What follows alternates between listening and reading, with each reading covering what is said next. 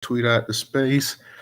Like I said, we anticipate a pretty good Twitter space tonight. So just want to go ahead whenever the actual main party gets in, we're gonna go ahead and we're gonna try to go ahead and try to get this thing started as well too. So definitely, guys, we will be starting here in just a little bit. I appreciate everybody coming up in the space.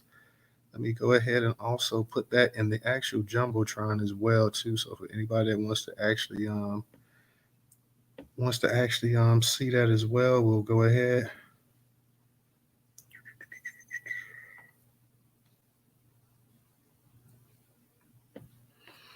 So yeah, we're just waiting for the actual black farmers, the ranchers and stuff to come up in here. And we're gonna go ahead and we're gonna get this thing started tonight as well too. So everybody, please be respectful.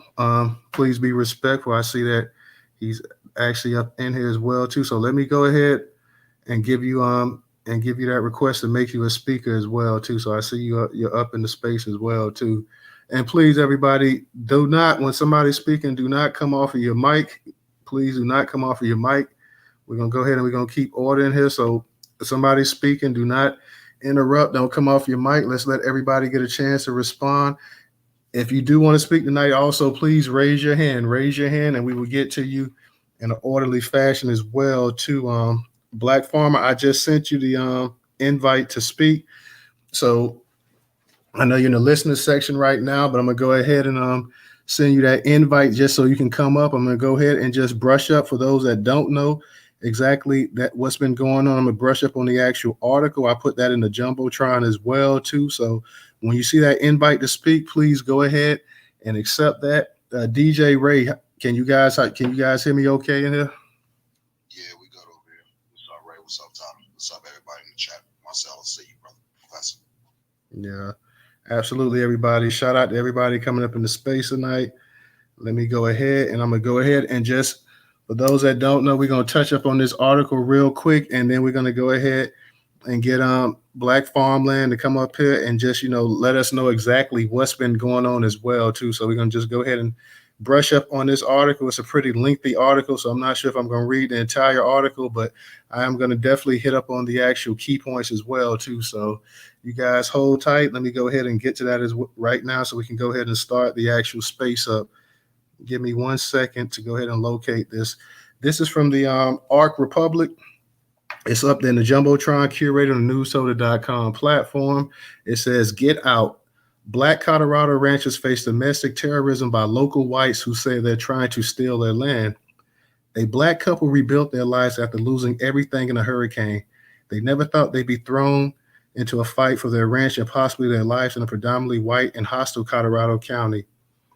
Every night on Freedom Acres Ranch is a gamble of life and death for black cattleman Courtney W. Mallory and his wife Nicole. As of late, he most likely will find his tools destroyed, a prize calf stolen, one or more of his hogs with their entrails spewing from slit bellies. Beheaded and butchered goat carcass are a common sight. Recently, his newborn calf vanished. Not long ago, the mother of his puppies was poisoned along with several pigs. Often he picks up animal remains on the farm and has to put out fires like when the chicken coop was set ablaze. To make the situation more tenuous, the Mallory's fence has been damaged over 10 times. Frequently, they must replace surveillance equipment after they see strangers pointing a device towards a camera, which ends up jamming them and taking out the signal. Plus, their electricity lines have been cut, and neighbors have stolen well water by running an illegal line from their source. One day, Courtney was chased by a white man when repairing a portion of his fence. The aggressor, who was in the car, gunned for Courtney, who made it to his vehicle just in enough time to dash away in a hellish pursuit. Once he made it to the other end of his property, the man steered the other way. One evening, Nicole was followed by a white woman who almost ran her off the road, then put on high beams and pulled out what looked like a gun. The confrontation was exceptionally unnerving because Nicole was returning from church function with her visiting nieces and nephew. Once or twice a week, strange white people drive slowly by their ranch, stop and take pictures or video, and sometimes brandish guns at them. The couple is frequently followed, especially while they are in town. As a result, they rarely travel and are mindful at what time. Clearly, they are unwanted. Even the post office workers ask us, "Why are we here?" says Courtney. Regular phrase told to Courtney is that he has a lot of balls to purchase land in this mostly white community. What puts me on edge is that everyone knows us and how we look, but we don't know them, Courtney tells the Ark Republic. This is just some of the reports of terror the Houston transplant says his family has experienced since the purchase of a 1,000-acre ranch in El Paso County, Colorado in August 2020. Courtney Mallory alleges he and his wife have been the target of local whites who want them off their land. It's like I'm being tormented for doing God's work, says Mallory, who is exhausted because his family has not slept for months from keeping night watches. Added to the everyday toil of keeping an active ranch, they're consistently repairing the damage done to the ranch.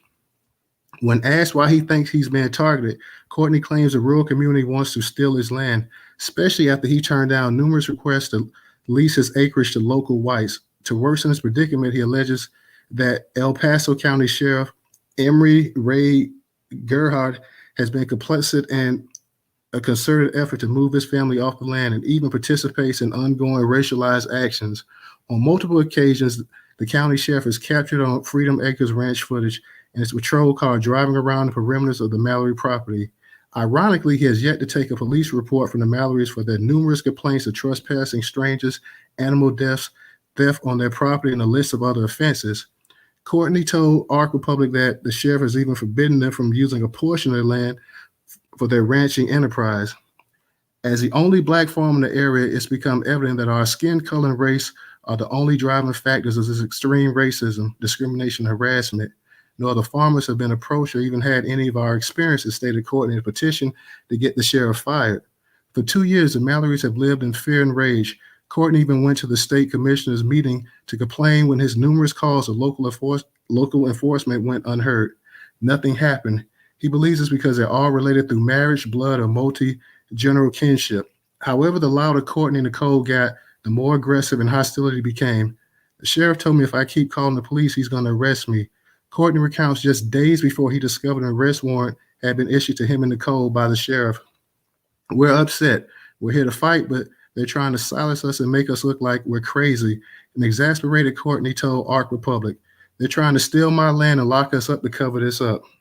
On Thursday, January 12th, 2023, the Mallorys received a warrant filed on December 14th, 2022 in the mail.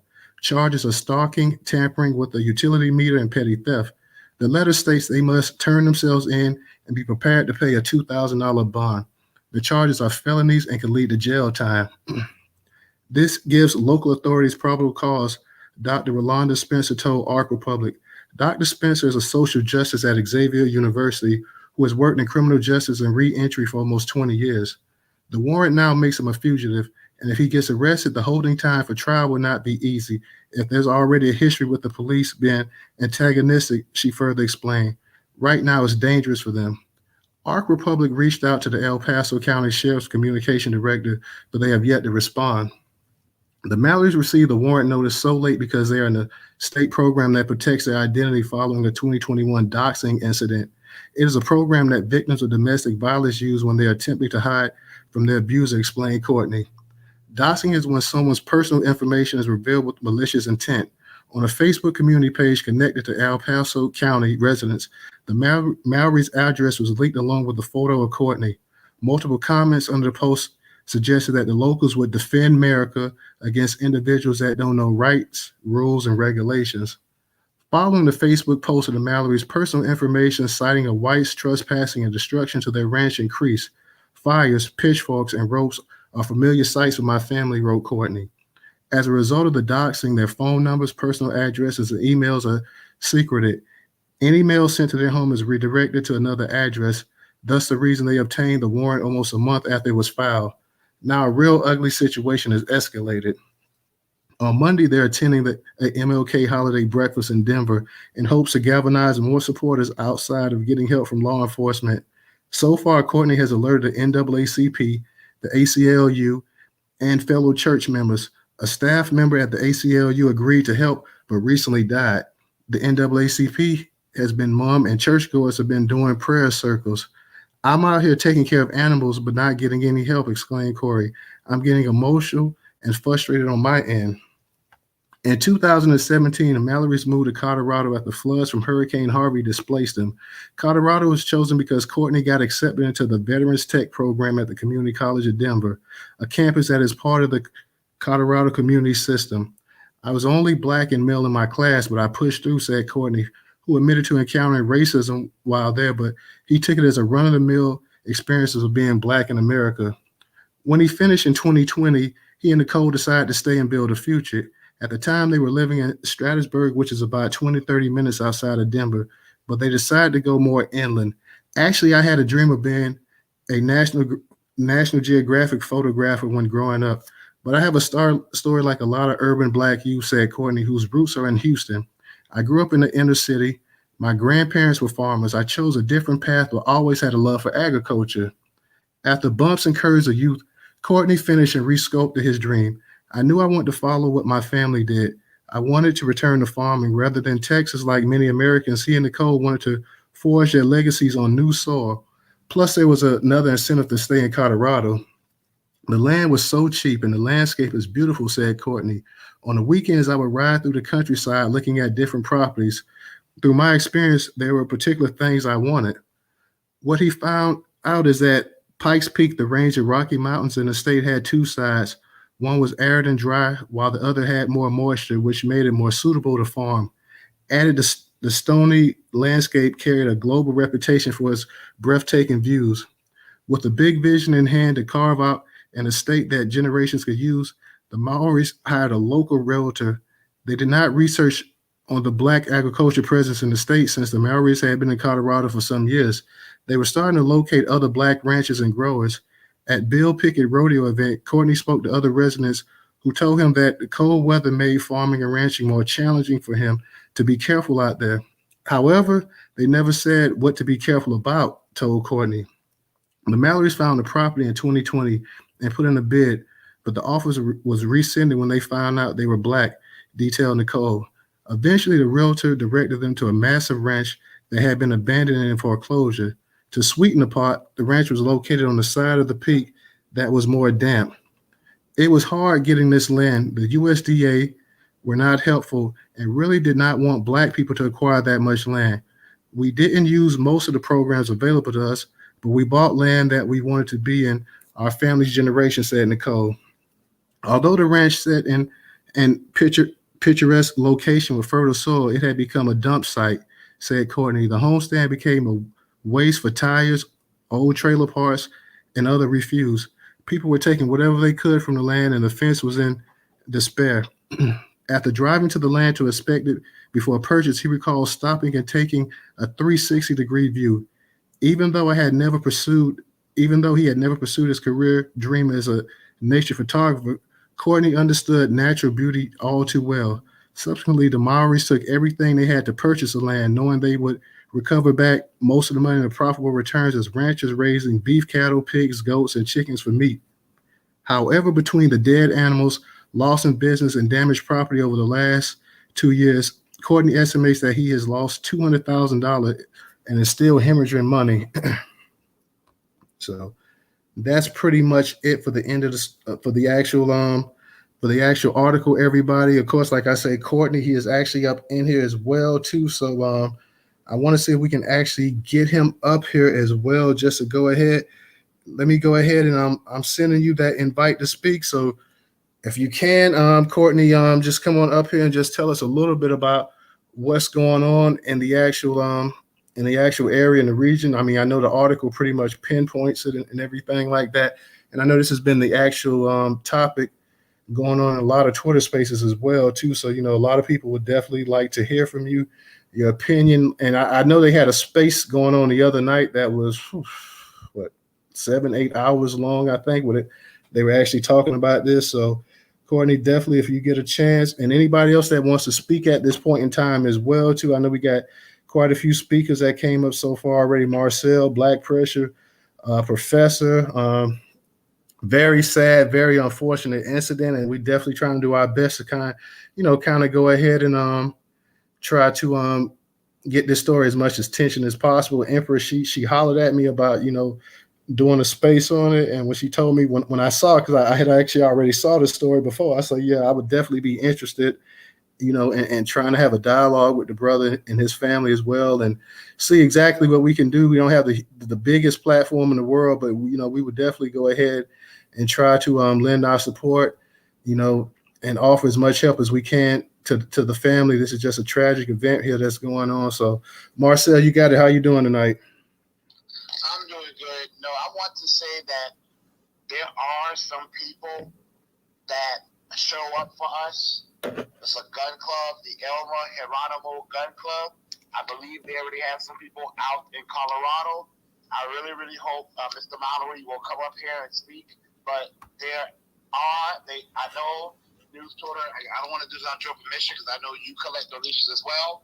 But this Elmer Geronimo, they are spending their own money to go out to Colorado. You know, they're based in Texas, a very, very big state. So just traversing Texas alone is an expense. And they spent around $1,900. As of yesterday, my last time checking, they had raised about a third of what they needed, which would be like $633. I don't know where they currently are, but it would be, I don't know if it's okay with you if I put their Cash App in the Jumbotron, and if I just encourage everyone who's in this Twitter space, if I may say, we like to use that terminology, protect Newstoter, protect Marcel. We must protect Newstoter. And when it's time to really show up and protect our people, a lot of times we're nowhere to be found. We've done an awful job protecting each other. But when it's time for us to argue with each other on Twitter, we'll say, drop that addy, I'll pull up. Well, this is a time where I'm sure they will give their addy.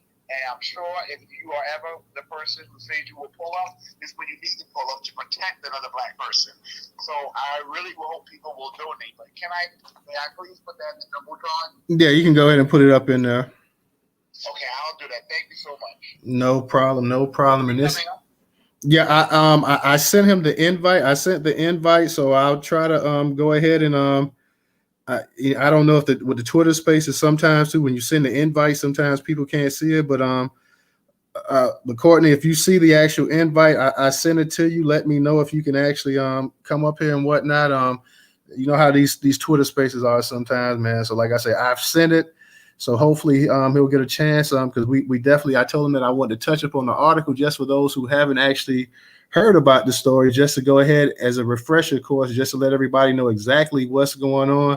In 2023, 2022, of course, I know they brought the property back in 2020, but this stuff is still relevant today. We see that this isn't something that happened back in the 1960s or the 50s or the 40s. This is going on right now.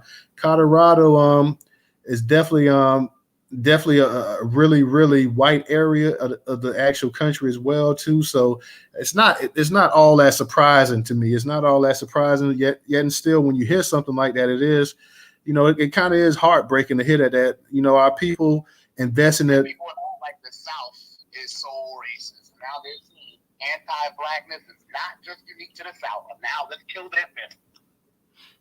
Yeah, absolutely. And I mean, racism, and that's one thing. And Dr. King talked about how racist it was up there in Chicago when he went up there in the 60s and stuff like that. I mean, a lot of these places, Boston is one of the most racist places in the country that you can actually be at. So the whole idea that the South is just racist and all these other places are these nice, warm melting pots and stuff, just willing to accept black people is nonsense. Whether you out there on the West Coast, you out there in the Midwest, you up north, it doesn't matter. Like racism, Northwest, it's abundant. It's abundant. Black pressure, you got to go ahead and unmute your mic. Hey, what's up, Black family? What's up, News? Ray, DJ, hey, News. News. You know me. I cannot listen to this shit. This shit has my blood pressure high. You have a black man who, for all intents and purposes, is doing the right thing. He is going through the justice system. I'm serious, man. This shit got me sad because, to me, all I hear is a black man that's being victimized. I'm just leaving work, so I'm listening to you while I'm driving. Dude, I had to pull over. I'm serious, man. This shit got my blood boiling. I'll say this. I'm gonna make it short because I know you wait for the brother to come up. Other people want to talk. He's a better person than me. And then when you said the sheriff doesn't even want to take reports and threatening him, if he keeps calling him, he's gonna arrest him. He a better brother than me because I tell you what, I promise before God, if that was me, it'll be a report written. It'll be a homicide report. I guarantee you he'll take that son of a bitch, and I'll land my plane there.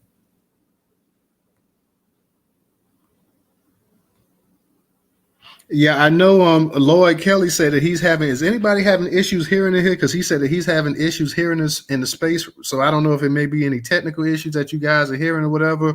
But if it is, we're trying our best. There's nothing on our end that we can do about that. So hopefully everything will clear up. But I know Lloyd said he's having a hard time hearing as well.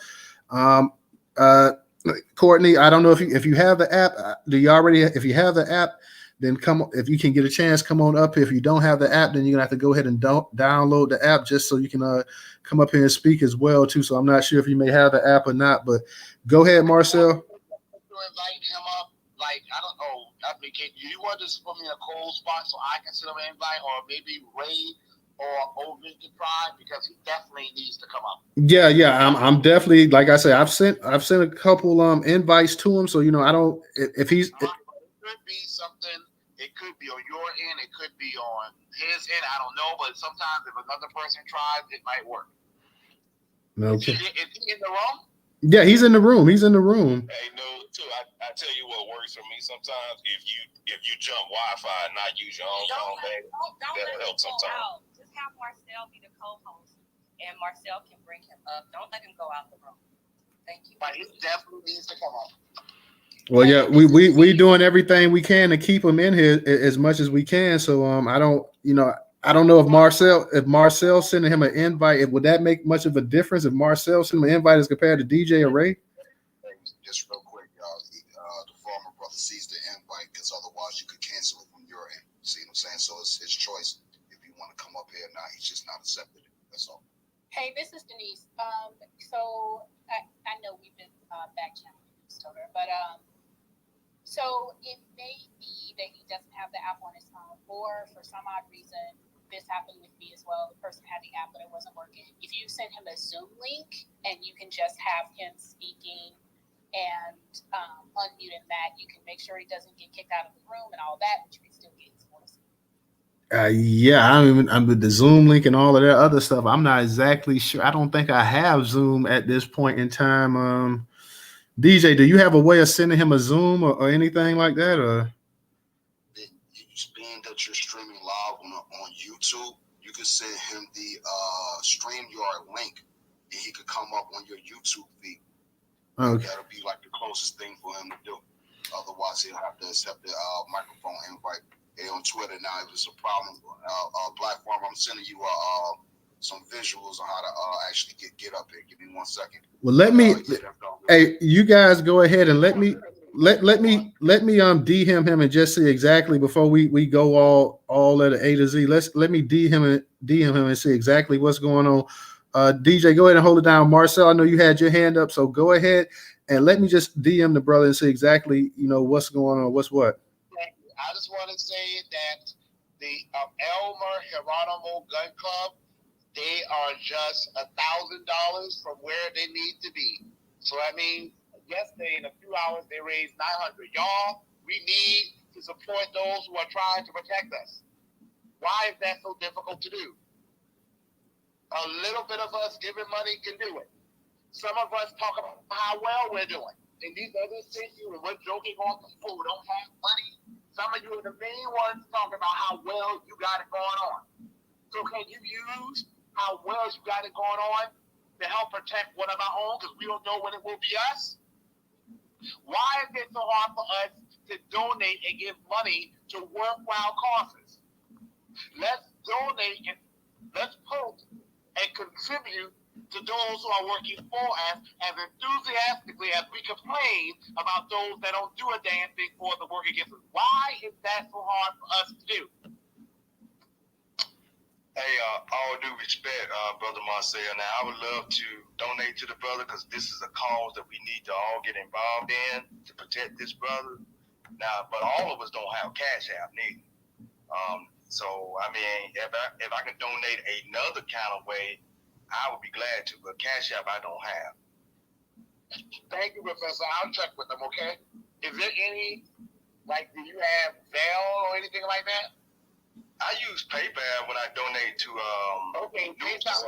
Let me check with them, okay? Okay. Thank you.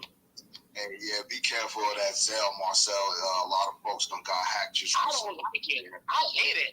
And it doesn't work for me.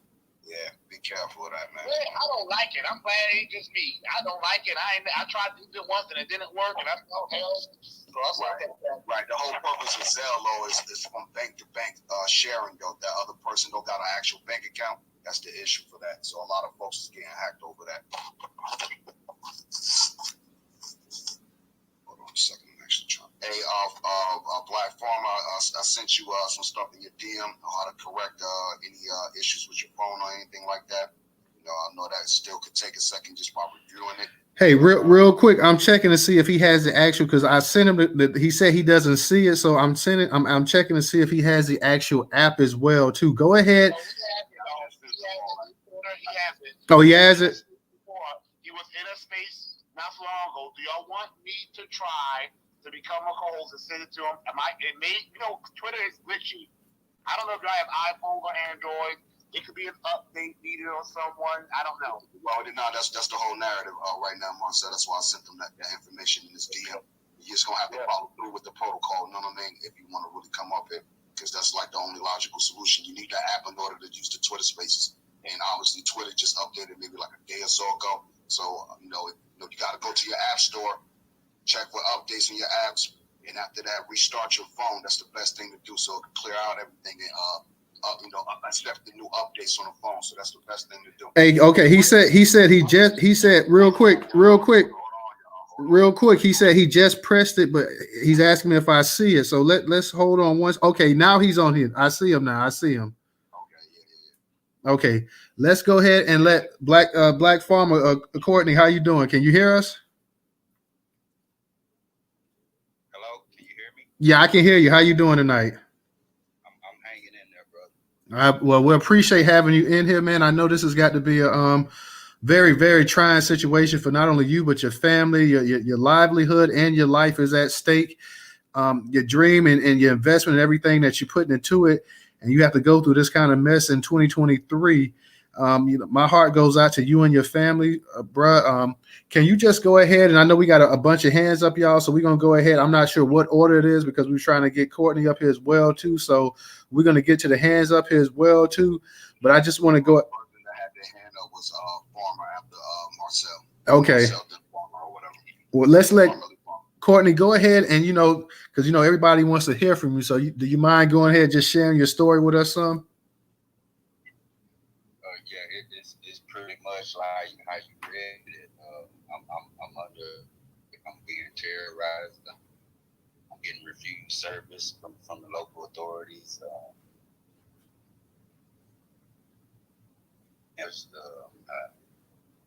For being on my land, they charging me with stalking, and I'm losing animals. They gutted, they poison. Like now, as of lately, I've been taking care of a bunch of orphaned animals. My dog that they poisoned had 3 puppies. A couple of goats that they decapitated had babies as well. Yeah, man, I just been going through it, sleepless nights.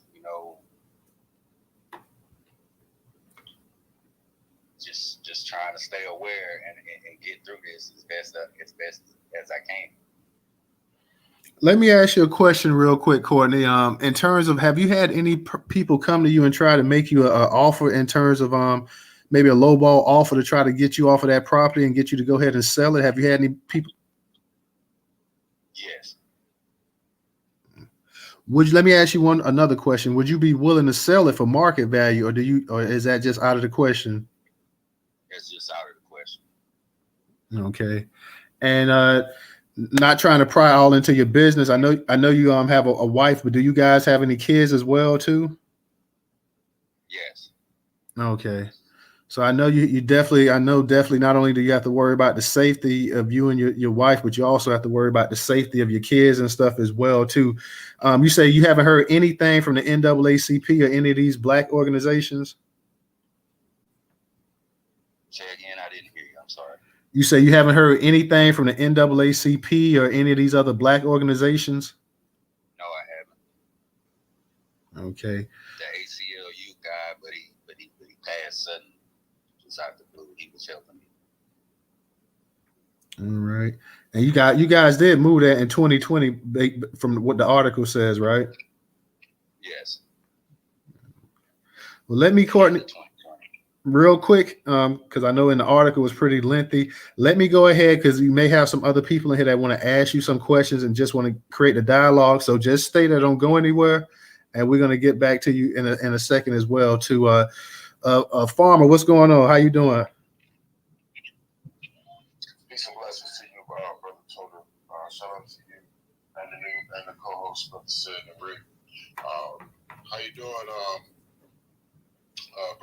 brother Black Farmer? How are you today? I was just over here thinking. I got a list of some stuff I wrote down. I'll send it to you too from our conversation the other night. And I've also contacted the Denver field office, federal special agent over there at the division. I sent out a couple texts a couple of people have, and I also contacted them via phone call, and I'll be doing it 2 to 3 times a day to send out a phone call to them as well. And I'm trying to get them to go ahead and set you up with a critical incident response group. So that way, much like that thing that happened downtown Colorado Springs with the homosexual nightclub and the big fat white boy, they set up a page or a link that the public could insert evidence into. So that way they could upload files to go ahead and show different type of evidence that they could gather. So I'm hoping, and I've been putting on there specifically that we want to have this be listed as a critical incident response group. And what that just means is that it skips through a lot of the bureaucracy and it gets a special field agent in charge dealing with you right now with your local law enforcement. The reason that I felt like that was the most important avenue to go is because at least they'll know that there's a federal agent that's there. So if there is any violations, and I did see that article about that sheriff and his bravado, but if there is a federal overseer that is there, he will move with a lot more decorum. And so that's what I seen as a quick fix for at this moment. But also at the same time, one of the conversations that I was having with not only myself and my circle, but just a lot of other folks, you got short-term and long-term solutions. So a lot of brothers is wanting to come out there now and praises and blessings to them as they go on their journeys. But would you have the ability to go ahead and look for a certain type of people to come stand long-term? And if that's the case, what type of things do you have to offer as far as accommodations? What type of people would you like around you as far as do they have field hand experience? Or do they have carpentry experience, plumbing experience? I know for me, I do farming and gardening. But as far as somebody else to be like a lay person, would you like them to come as families? Would you like them to come as crews, like groups of twos? Would you like them to contact you on the back end or set that up with other folks to go ahead and try to get some people to kind of interview and just get a background on? Would you like them to send you private information? Like what type of information would you like to have? Because I feel as though that also too could be something that can go ahead and actually be more of a long-term type of solution, and then it just give a better idea of what type of people you want, because this is your property, and I want to make sure that you're respected at all times. But I also know that you just need some more Negroes out there to fix the anti-Negro heat, and that'll be the real solution.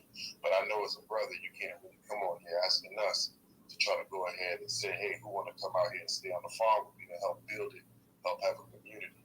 So I'll do that for you, brother.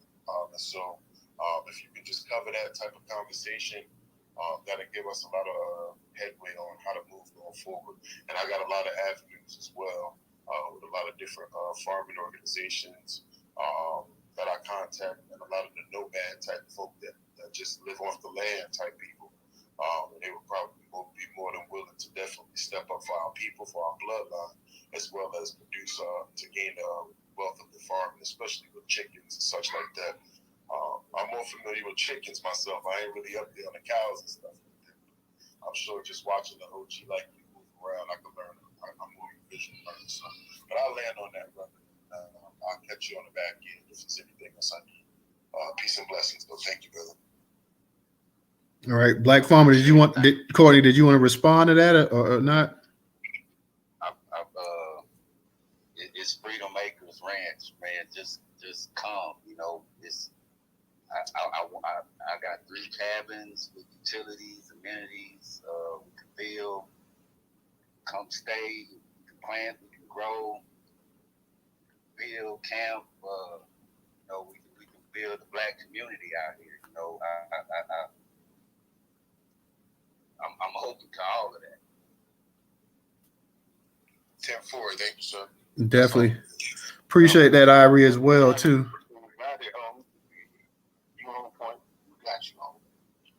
All right, let's go ahead, Marcel. I believe you had your hand up. Then we're gonna go, Marcel. The company. You had your hand up. Did you still not want to speak or not? Because I see you put your hand down. Don, you was up as well. Baby sister, Phoenix, Black Pressure. I see you with your hand up as well too. Like some of y'all put your hand down. So if you put your hand down, I'm not sure if you want to speak or not. But Marcel, go ahead, unmute your mic. Thank you, Newstoter, and hello, Black Farmer. I don't even know. I know this is empty words, but I want to say I hope you, your wife, and your family are well. Your story, it boils my blood. This is like some damn black family, moving from the north back home to the deep south. This ain't the deep south. This shows that anti-blackness is not just unique to the deep south. And I want to say, I found out, because at first, and I'm not going to lie, I don't want you to be offended. At first, I was like, when I go to travel somewhere, even when I go to travel, I've always lived in South Carolina, rural South Carolina, which has a lot of black people, obviously. But I said, when I go to travel, I always make sure that our people are around, because things like this, because unfortunately, white, quote-unquote, people, and to me, these anti-black bastards are not people, and I will not dignify them by calling them people, but these white, bigoted monsters, they've already shown us who they are. So I always used to travel almost like my own green book, thinking, okay, where are my people going to be at? So I was wondering, like, why would they go in the middle of nowhere around all these white people? Like, we know better than that. But we have a right to go anywhere we want to go. And then I found out y'all were rebuilding your lives after a flood. And then it angers me, because we got all this talk. Hey, Marcel, real quick. Hey, one of the speakers, I'm going to have you guys drop down because we have another speaker coming up. So if you don't have your hand up, Irie, can I drop you down real quick and bring you back up? Because you got Lloyd trying to come up and speak. You there, Irie? I'm here, brother. What's the question, my babies? I was going to say, can I drop you down for 1 second? Because we had somebody trying to come up and speak. Yes, sir. That's fine. Okay. Yes, sir, that's fine. Thank you very much for bringing me up, brother. No problem, bro. Go ahead, Marcel. I was saying, that's okay. I was saying, okay, we talk about all these Ukrainian refugees and Afghani refugees, and yet Black Americans, those of us who are descendants from American slaves, we built the damn country, and yet we are treated like unwanted refugees in our country. And you're trying to do something that we excel at doing, that they used to enslave us to do, agriculture and farming. So this bothers me, but I want you to know that because it's not because your people don't love you that we're not there, it's just because of where you are, and Colorado is just not a really black state. I promise you, this was happening in Mississippi, Louisiana, Georgia, or South Carolina, Maryland. You will have hordes of us already saying, bring it. You want trouble? Bring it on. Only because you're in an isolated region around those things is this happening to you. But there are people who were not aware of this story. But yesterday was a space, and I kind of heard about it. I was in the space and heard about it, and I just started reaching out to whomever. And they're in somewhere in Colorado right now. They're probably doing some reconnaissance, and more are coming. So I just want you to know, even though we're geographically apart, we are with you in every other way that matters. And like Irie Farmer or Lee Farmer said, you really got some people who are like, hey, I'll come and live out there with them. So we are working on things. I just want to say, I don't know how you and your wife have been sustaining. I heard about your wife's story, how she was in a shower and some white guy had the audacity to just trespass on your property and then go in your house while she was showering. And luckily, your wife had security on her, and she pointed at him. I wish she would have blew his head off, and I almost want to ask you why she did it. Yeah, what's your cash up on me? What's your cash app? Get a cash app right now. Hold on, real quick, Don. It's in the jumbotron, I think. Hold on, Don. I feel like Don. See you on the hand rock tonight early. Go. If y'all want to donate to the Black Farmer, you go to his page and you see the money symbol on top of his right there. So you can hit his cash app, and his cash app is also in his bio. All you gotta do is go follow the brother, Black Farmer, right here. Just go follow him. Go ahead, Todd. No, I was just gonna say, yeah. Don't everybody stay on your mic tonight. Please don't come off the mic. I believe Marcel put his cash app. Marcel, didn't you put the cash app in the actual jumbotron for him as well?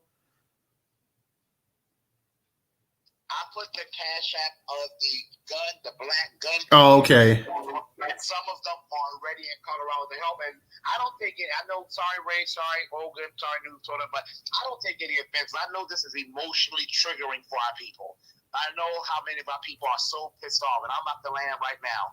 I really just want to ask Black Farmers this question. First, 3 questions. I'm sorry, y'all. It's three questions in one, so it won't be like 3 separate. One, how are y'all survive, like your mental health? This is not mentally healthy. I almost want to say y'all sell the damn property and leave, because I want y'all here in South Carolina where there's plenty of fertile land, rural, probably even cheaper than Colorado, and be surrounded by your black brothers and sisters who will love y'all. Y'all fed these humans when they were starving. Y'all fed them. It just goes to show, when you are an anti-black white supremacist bigot, there is nothing you can do to change those type of scum. They're always going to be scum. If y'all come to rule, and yeah, I'm selfish, y'all. I'm trying to get in South Carolina. Y'all don't judge me. If y'all come to rural black South Carolina and do that, the people here will love you forever. You would be loved. They'll be trespassing on your property to bring you some red rice, some hoppin' john, some crab cakes, some gumbo and okra and shrimp and garlic. They will be coming to you for that, not to harass you. So how is your mental health? Number 2, and I'm sorry to ask you, why did your wife not blow that damn ogre's head off? And 3, when you come into South Carolina, okay, and I laugh. I had to do it. I was figuring the same thing out too. Let me say this right here, Black Farmer, because this is the space dedicated to you. So, we got hands up and stuff like that, but I'm totally fine letting you go ahead and say everything you want to, and we can get to the hands later on. Is there anything that you want to add, and say, and just say right now, and then everybody else can get their say and say everything else as well too. But I want to go ahead. This is about you and your life and your wife and your family, your kids, your legacy, your livelihood.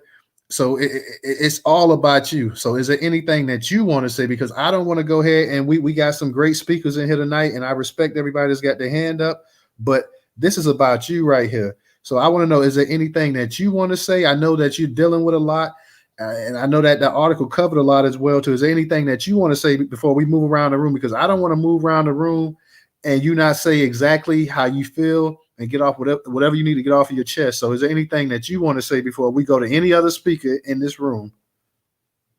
I appreciate that. I answer the question for my mental health. And,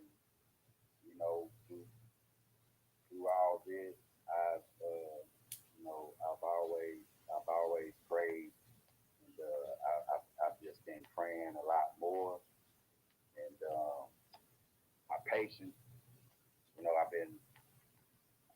don't know where I received it from, but it really takes a lot to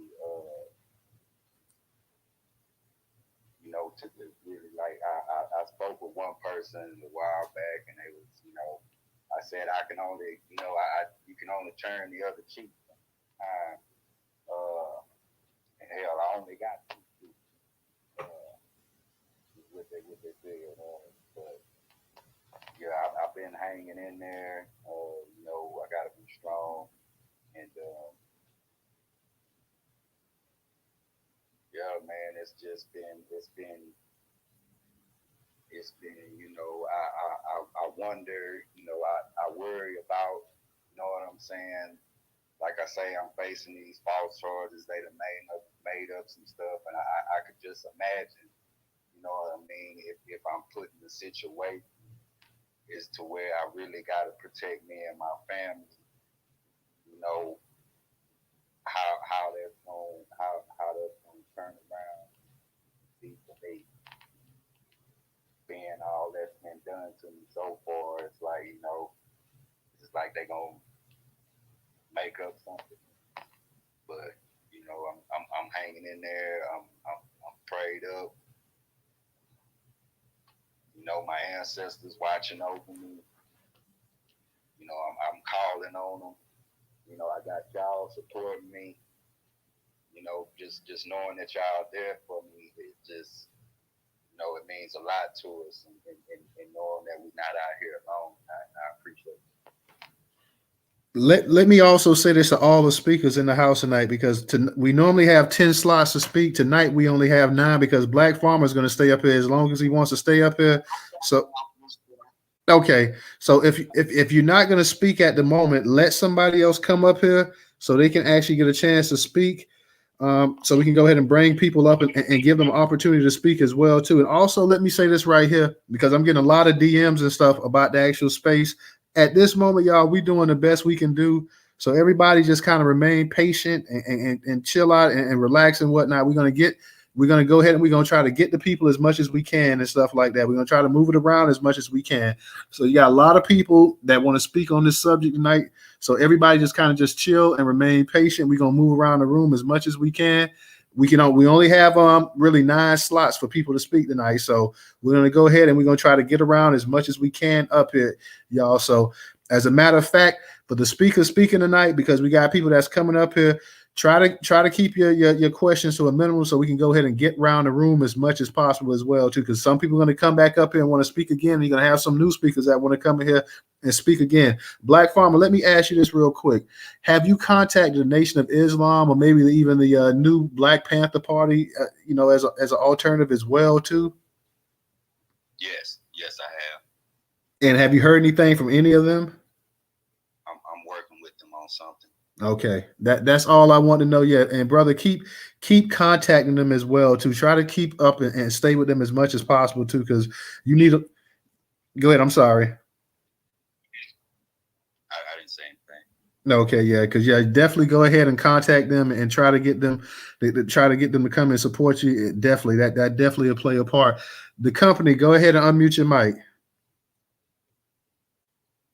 Thank you for letting me speak. I'll be real brief. I only have one question for Black Farmer, and that is, what are the laws like out there in Colorado?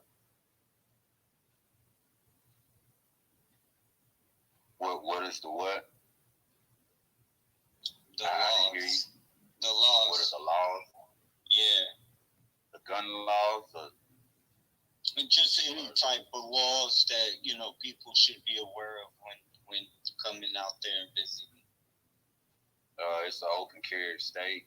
Stand your ground.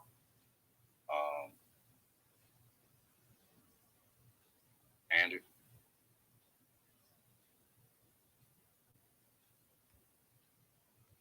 Okay. The company, did you have anything else you wanted to ask? No, thank you for letting me speak. I'll drop down myself. Okay, no problem. Don was up here, but Don must have went ahead and left. Baby sister, go ahead and unmute your mic.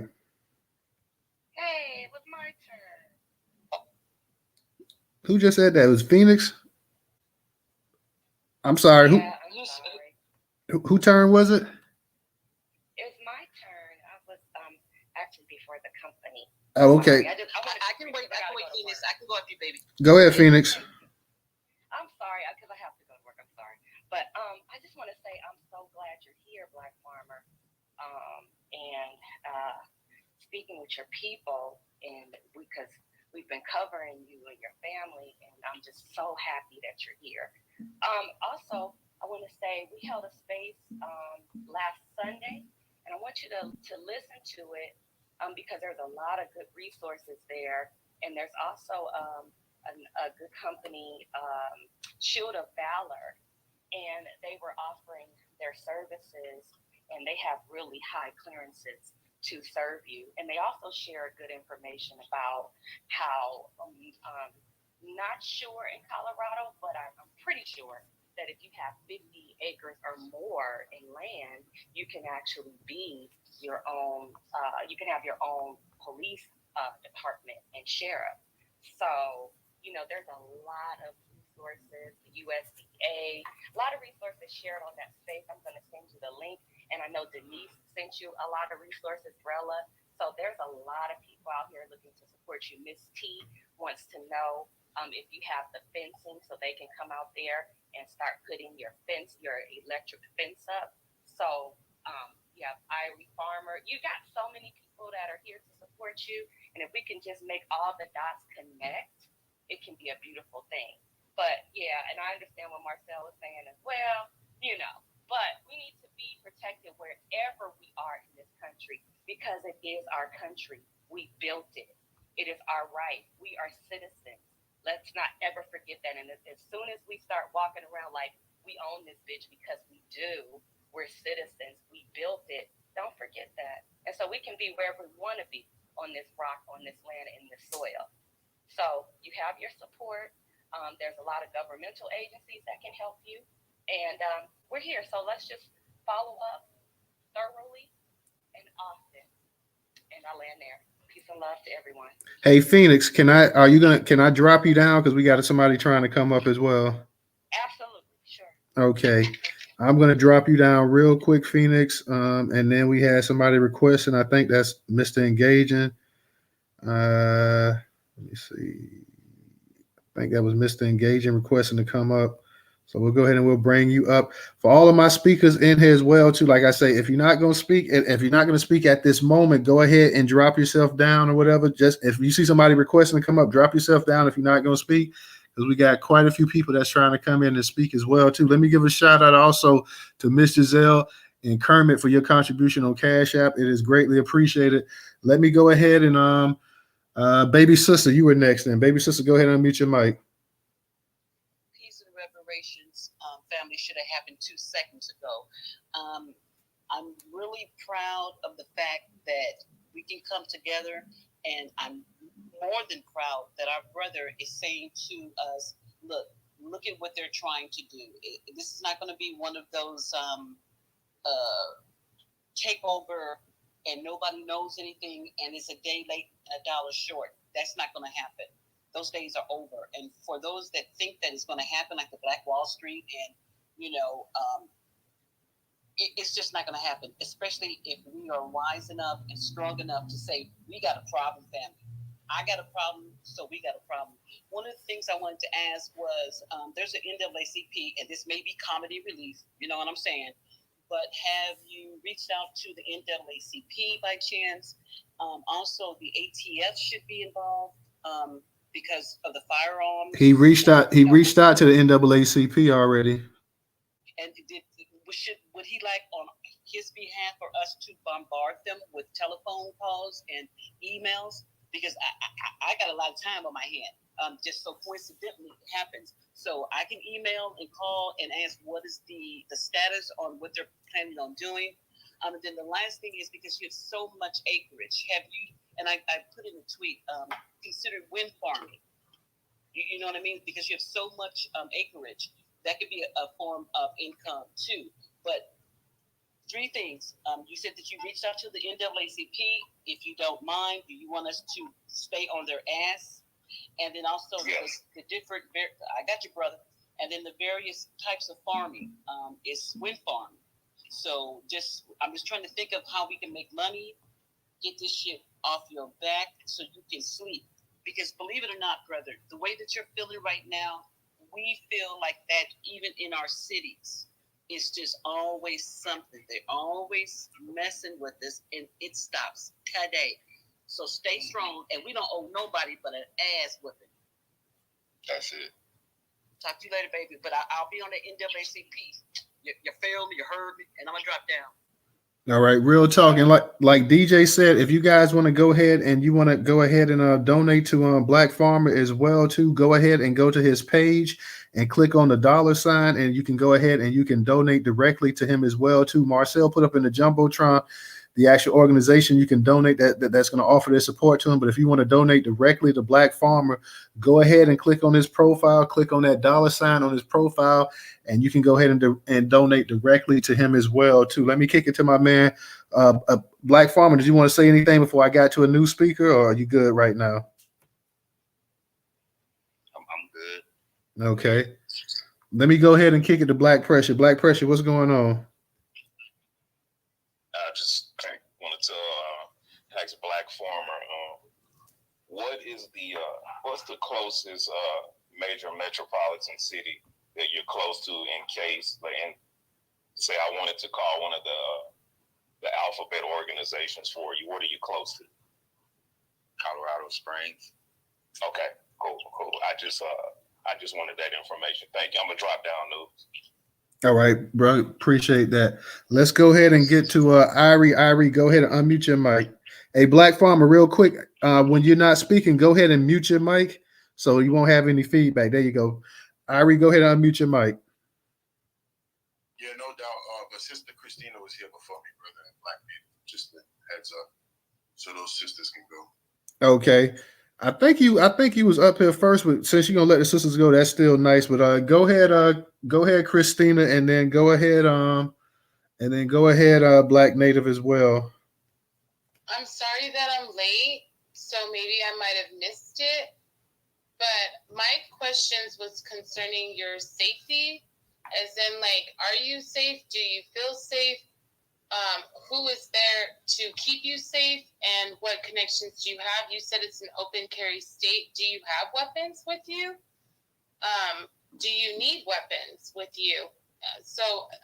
That's my concern, especially someone just mentioned you being able to sleep at night. So those are my questions.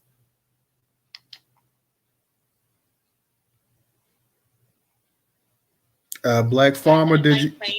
Black Farmer, did you? For the most part, Christina, and I know you said you came a little bit late, but no, that's something that I touched up earlier when I was reading the actual. He's in fear of his life, as well as his wife and his family. So no, he does not feel safe. At this point in time, he's trying to, trying to go ahead and get his protection unit up as well too. So at this point in time, no, the brother doesn't feel safe. His livelihood and his life is at stake as well too. So no, at this point in time.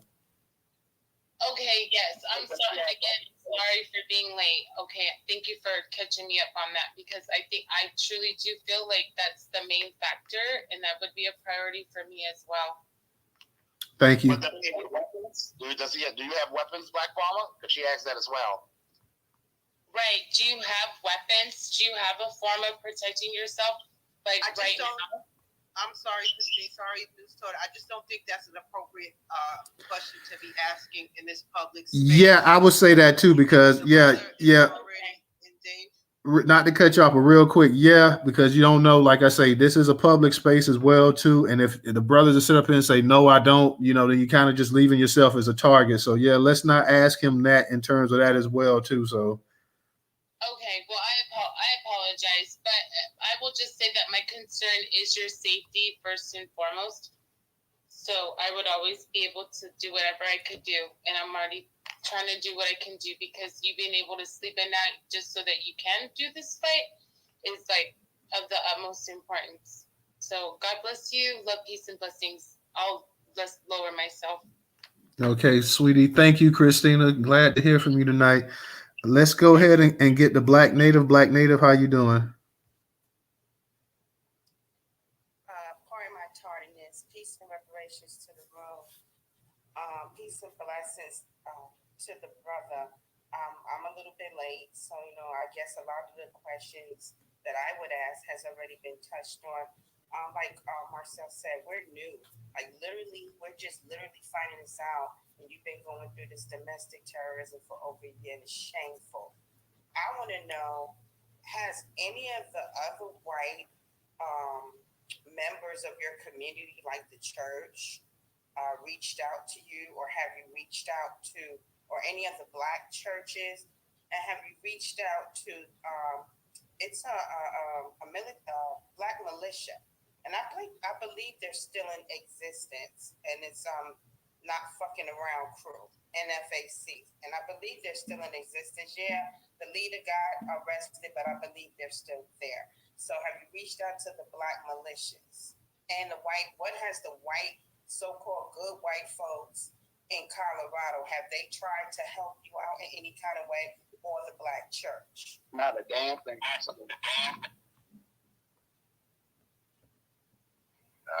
No. Who's the good white folks? Well, I just had to ask. They said they're out there, so I just had to find out. I had to ask.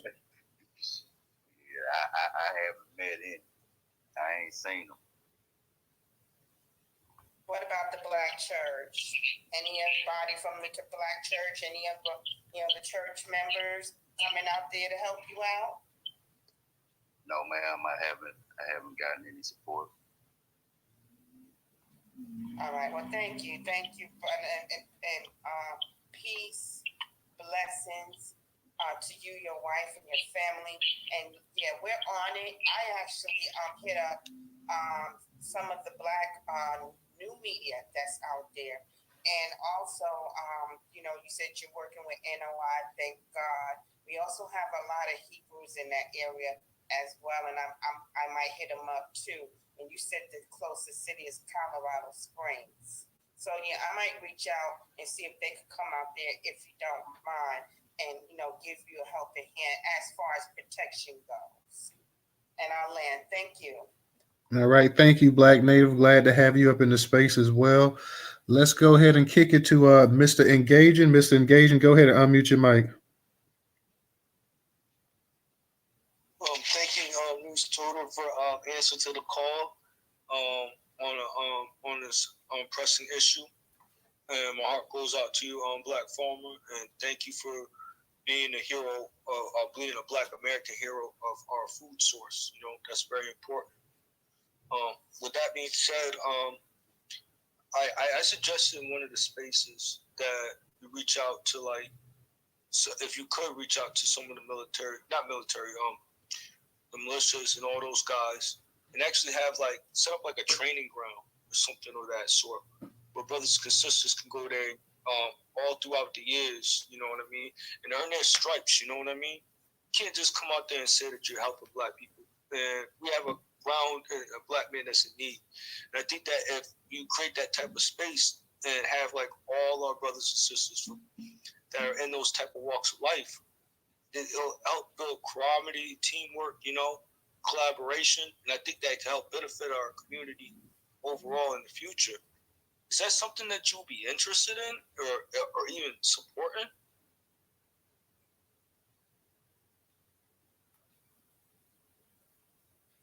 Give him 1 second. It may be a delay in his phone. Hey, Black Farmer, you there? Yes, I agree. All right, and then the other question I asked was, or I would like to ask was, have you reached out to or build up a coalition of a council to help, having Dr. Claude Anderson or having different real estate people to help get the maximum benefit, so we can build from a position of strength. If you're going to build a township in there, I think having a good economic base, having the protection that's needed to protect the settlement or something of that sort, because eventually it could be a steeple where it could be a political power where we could actually have somebody run for Senate and actually push for reparation there in Colorado. I see opportunity. The reason why they're stopping you is because they don't want us to have that opportunity as a community. So that's why I was presenting this to you. I'm working on it.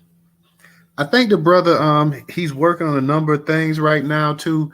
We also got to, for those that missed, he does have, some legal things that he's trying to work out as well too. So, with strategy, and we always talk about staying on code as well too. We can't, I'm sure there's certain things he would like to share with us, but he has to kind of, keep it close to the vest as well too. And he's not being rude or anything like that. But, the brother has to think about, his his well-being and his family as well too. So just take that in consideration as well too, y'all. We always talk about the code and keeping everything on a certain wavelength. We also have to remember that we are on this Twitter app, and we are still, as we say, we're still not completely a free people. I know we believe that we're free and we may be more free than we were 50, 60 years ago, but we're still not a completely free people. So the brother has to, he has to kind of, play chess a little bit as well, how he's moving right here, right now. So I definitely think that he has some things that he's working on and he's trying to get done as well too.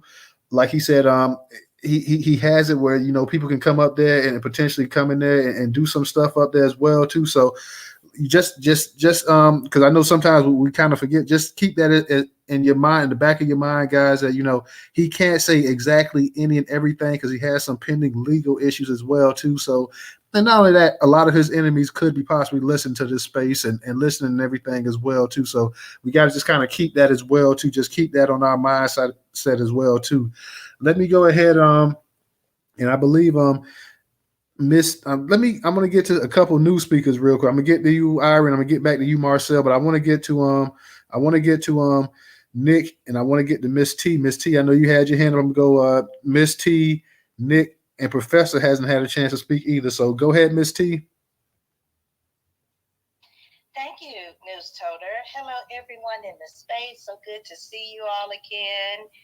And I'm kind of fired up about this issue. To the Black farmer, hello, how are you today? I'm hanging in there. Thank you. Okay, hanging in there. My question for you is, what exactly do you need from us at this time? Tell us exactly what it is you need. Is it funds so that you can get security? Is it security? Is it help with the land? Tell us what you need so that we can see where we can fit in to give you the peace of mind that you need. Yeah, all of that. Calls, pressure, funds, security, help on the land. Yeah, all of that. Okay, who do you need us to call? I know I saw one post where you wanted us to call the governor, correct? Yes. Okay, who else can we call? Do we need to call your congressman? Attorney General. Okay. The state attorney general? Yes, ma'am. Okay. Hey, Black Farmer, how about you when you Attorney General. when you get a chance, Black Farmer, how about you go ahead and you tweet out some of those numbers? No, it's in the jumbo. Okay, it's in the jumbo. So y'all check out. It's in the jumbotron. Y'all check it out and retweet them, copy it down, and give them a call as well. You can tweet them as well. And y'all, I just want to say, y'all, we don't need to be asking him, has he called some and so? I'm not talking to you, Misty. I'm just saying in general. We don't need to be asking him, has he called such and such and such yet? We should be calling them. We need to be doing the calling. He is already trying to keep he and his wife and I don't know his children alive. So we need to be the ones calling. So yeah. I agree, Marcel. But Miss T in the jumbotron. For those who may not know, there is a field office in Colorado Springs, but all of the head field offices from the Federal Bureau of Investigations directly correspond with the Denver office. There is a message up in the jumbotron from 2020 which directly assigned Special Agent Michael H. Schneider, and he has assistant special agents as well. You can go to that tweet right there, and each and every person can write their personal message on what they want that FBI office to do. That tweet is there. So if you don't think you want to call, if you feel like calling is probably, long distance, tweeting is available as well. And that is the special agent, and that is from FBI Denver, which is the head office for that area, even though there is a field office in Colorado Springs, which is the closest to them. But anybody can go and message that and send a tweet. Some of us have already done so. And I think the more the merrier, because those online people in every morning at the FBI office will have to get a report, and he will be detailing that there's a lot of traffic and information going on a specific case.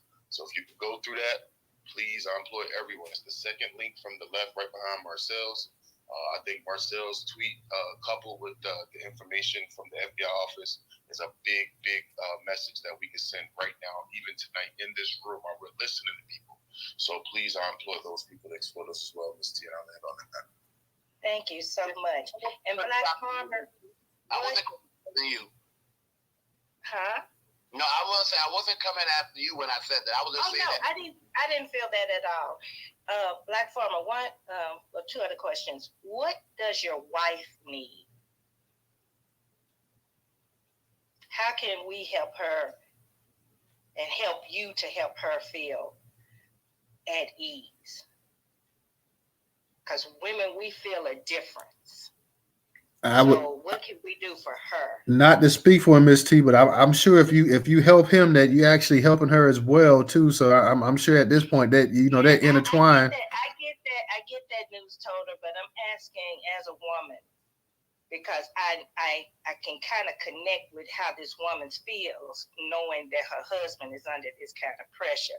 But Black Farmer, I can get with you on the back end on that because I do want to make sure she has stress relief as well, because I know seeing your man stresses you out even more. And then my last question is, when you bought this land, what was your original goal? What was your intent? What did you want to do with it? And how can we help you achieve that goal? And with that, I land my plane. My original goal was to, bring my family here and teach youth about farming. Growing food, how to raise livestock, and that there is a future in agriculture. That's food is everything. And it's not created in a lab. There needs to be more of us in the agricultural field, and that was part of my dream is to see going through the process of trying to acquire land. I kept noticing as I went in these offices, what I'm saying,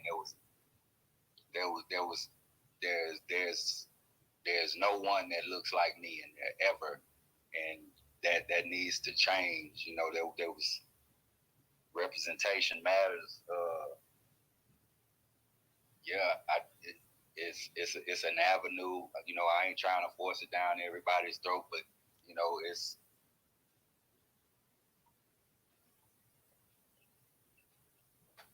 I feel as if this situation is going to turn my pain into purpose. Absolutely, brother. Absolutely. We can hear it in your voice, man. We can feel it. We can sense it in this space, man. We hear it. We hear the frustration. We hear just the exhaustion in your voice, man. We can definitely hear that.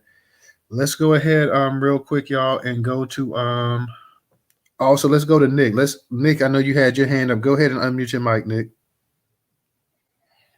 Peace and power, family. Can you hear me? Yeah, we can hear you. All right. I appreciate you having me up. Brother Mallory, I appreciate you reaching out to me on the back channel. I feel for you. I feel for everything that you got going on. But it was good talking to you and just confirming what we have going on to help your situation out.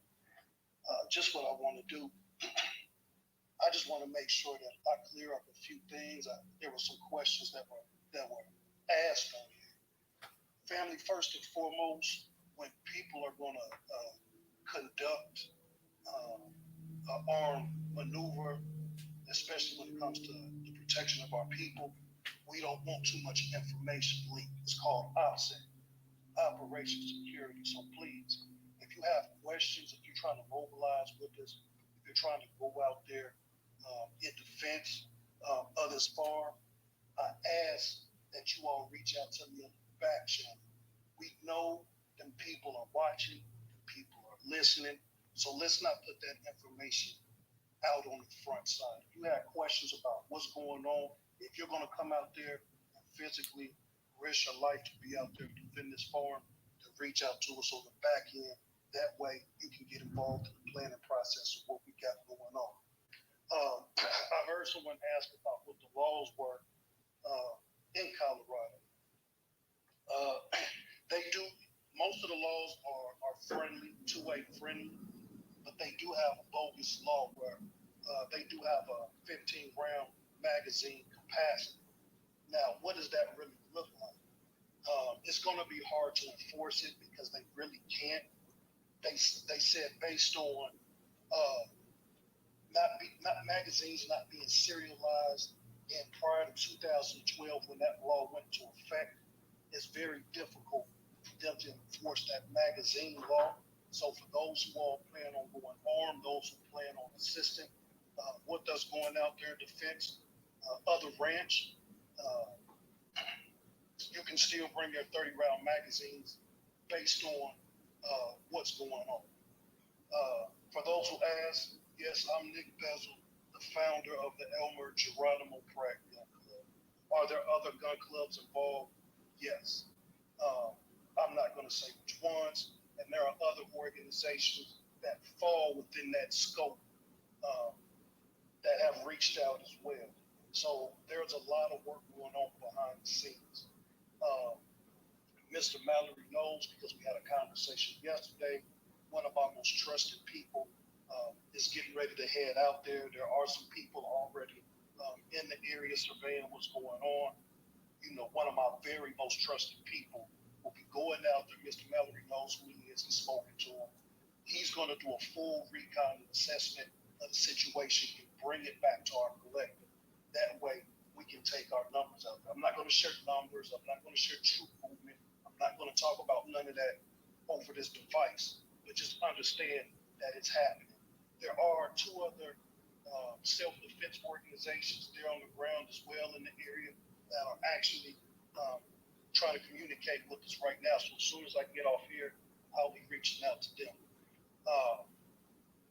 We have to understand overall, 2 years ago when we had our formation in Tulsa for the centennial of Black Wall Street, we said then and there, never again. Meaning, what's happening right now to our brother, we took an oath that never again will we allow Black Wall Street or Rosewood or any of that to ever happen. And so for those who took that oath, who were committed to that oath, we'll be coming there with numbers, with strength, to make sure that we deal with the threat accordingly, however they want to take it. And that's what we're going to do. You know, we have to look at everything in its totality, right? We have to look at being able to sustain a fighting force. 1,000 acres is a lot of land. We have to be able to make sure we have proper communications. We have to be sure to make sure that people are properly speaking. There's a lot of planning that goes into defending a property of that size. I'm glad to hear, you know, that we do have, you know, cabins there. Mr. Mallory, once my guy talks to you in person, he's also going to talk about, to you about some other things that we've discussed in our meetings about adding to that with your blessings, of course. But just understand, family, we've been doing this for years now. A lot of people can attest to the work that we do when we show up. You know, we just believe in what we're doing, and we're believing in our people. We've been self-funded for the entire time that we've been doing this. But I do appreciate Marcel and everyone else who understands the severity of this and trying to fund and get as many of our people to Colorado as possible. So Marcel, I salute you for what you're doing. I salute everyone who has donated, you know, to help us with the movement. You know, what I mean movement, I mean the transportation of troops into Colorado. That's what I mean by that. Again, I'm not going to sit here all day and talk about it. If you all have questions, if you all have concerns or comments, I'm always open. You can always reach me. But for you all who really want to go out there in defense of this farm, please contact me. If you all want to help us, again, I'm not asking. Marcel's done that. But if you all want to donate, Marcel has posted it in there. We've been self-funded, like I said, for years. But I appreciate every donation that we've ever received because it goes toward the cause. But thank you for giving me the time to get up here and speak. Mr. Mallory, we'll talk in the back channel. And of course, anything that you need from my guys there, my main guys there on the ground, let him know so he can relay it back to me so we know exactly what we need to come up there and make that stand. But I appreciate the time again. Peace and Black Power, everyone. All right, appreciate that, Nick. Thank you for coming up as well. We definitely appreciate that. Let me go ahead and get to Professor. Professor, go ahead and unmute your mic. Thank you, Brother Newstoter, man. Thank you for holding this space.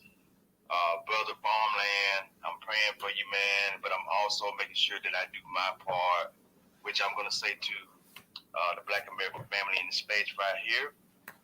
The quickest way to try to help this brother right now is to donate for the security.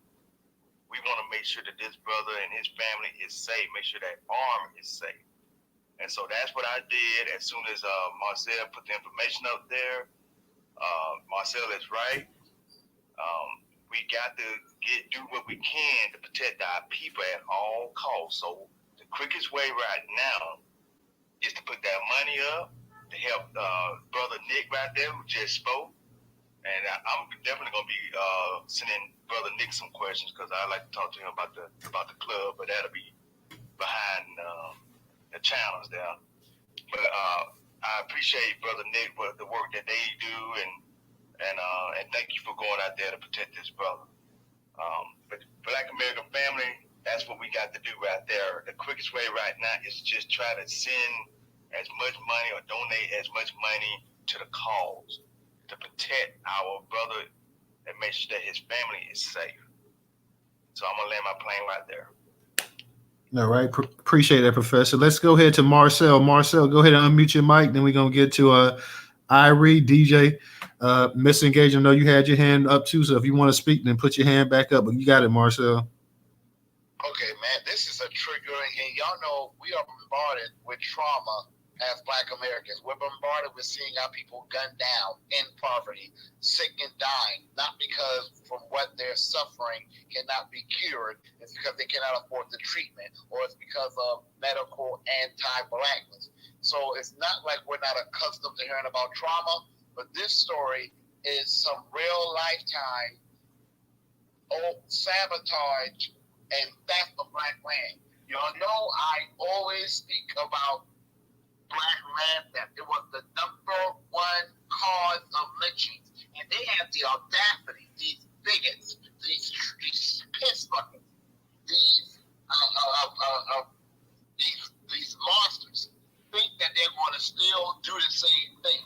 You see, sometimes when people are really the majority and you're really just that one lone Black face, their true disgusting colors really do come out. And I know Black men have dropped down, but I have said the same thing yesterday. Where are these white allies that we're always told we have? Huh? Where are these good white people that we're always told exist? Don't tell me they don't know about it.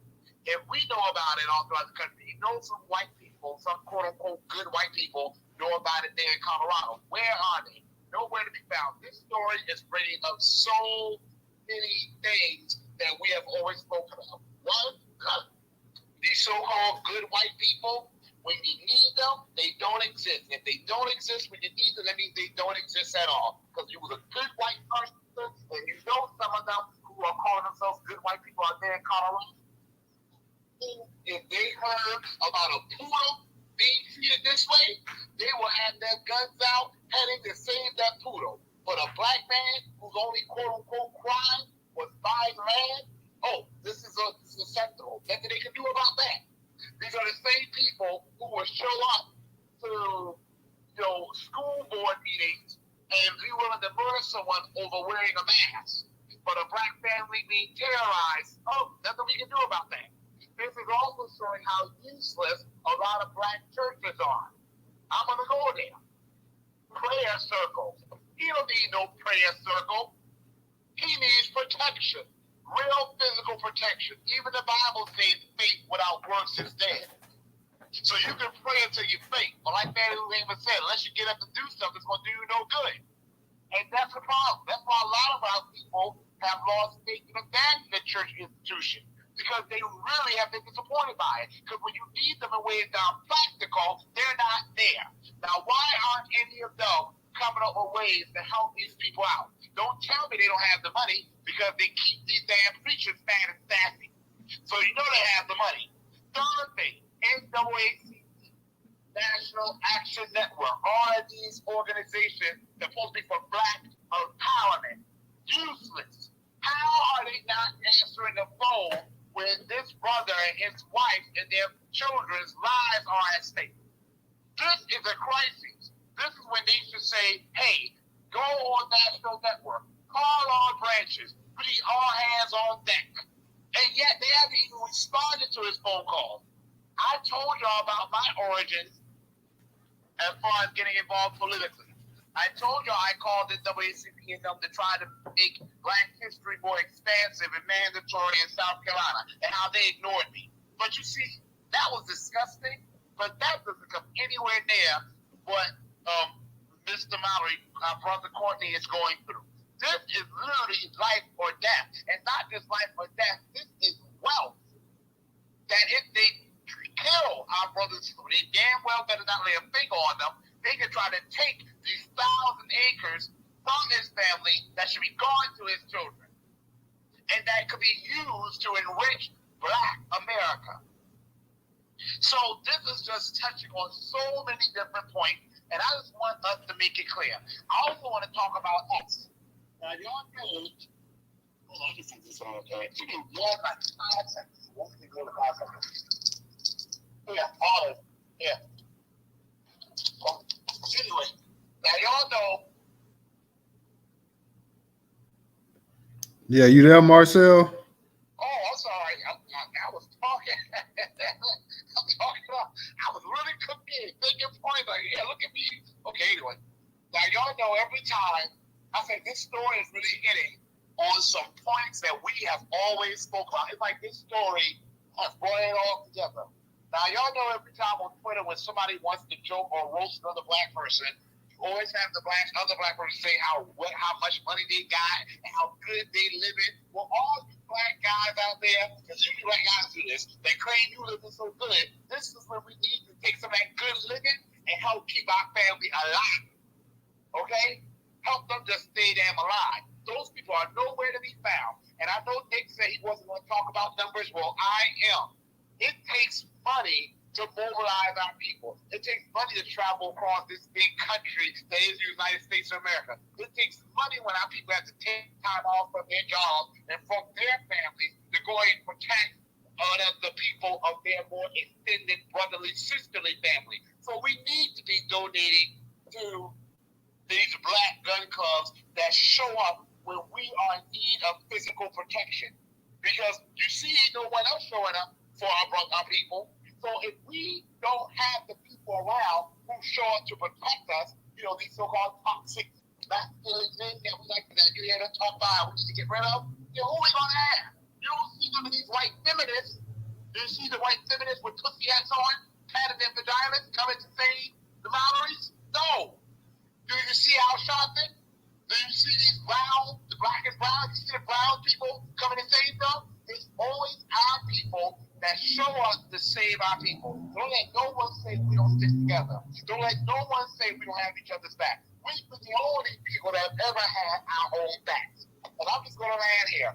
We need to be donating. We need to be joining our Black gun clubs. I call our Black gun clubs our future militias. We need to join them. We need to be teaching our children how to not just operate weapons, but to be well trained, to be physically fit. We need to move like we are in a war, because y'all, as far as these anti-Black, white, bigoted scumbags are concerned, the Civil War never ended. Okay? They've been at war with us. We just the ones thought they weren't. And I land there. Newstoter, thank you for this great space. And if you need me to drop out, you can drop me. So thank you. Yeah, real quick, Marcel. Black Farmland, he logged off for a second. He's trying to log back on because he wants his wife to come up and speak as well too. So I sent him the invite. So yeah, we're trying to get his wife to come on here and speak as well too, y'all. So we're trying to hopefully I'm trying to communicate with him in the back channel as well. So hopefully we can get his wife to come on here and we can hear. We heard the brother, so we can hear his wife's point of view on how she's feeling about everything that's going on as well too. So let's keep our fingers crossed and see if we can get the sister on here tonight. Irie, go ahead and unmute your mic. So yeah, thank you again for letting me speak. Family is just one of the elders said this. This is the test. This is the test that we as a people literally must assess in our time. It wasn't by happenstance that the brother said he felt like the Most High called him to this land. So that's really what made me actually want to come up here, because under no circumstance should we retreat. That state don't even allow it. That's what stand your ground even means. The thing about it is that freedom makers, I look at it like these people are trying to take our freedom away. Looking at a time when food scarcity is on the rise. They're saying Asians and Bill Gates and all these other people who cannot farm and do not have the blessing, the material, or anything, or wherewithal to farm in these lands are going to buy up lands. And then all of a sudden try to feed us with their poison food. And now we have a brother who literally has enough land to help, even if it's just the east and the mid-east. If that was just the whole area that his farm can help feed our people, because see, when they get down to scarcity, it's about who you are and who your people and family are.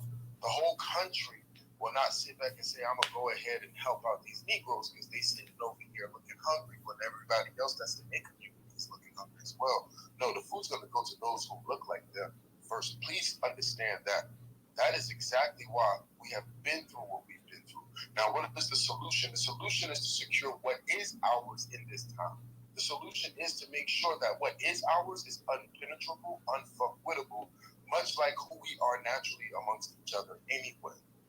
It was no by marvel that it was mentioned that the head of the FBI, Edgar Hoover himself, upon whom they named the building after, the greatest threat to the democracy in America is Negro unity. Us coming together is the threat. Us coming in alliance to say, no, that's not one family out there. No. He has many more families that you have not seen that actually will come together. I was thinking about when we boycott. And when we boycotted back in the days, it was uncomfortable. You're going to come from your schedule in life.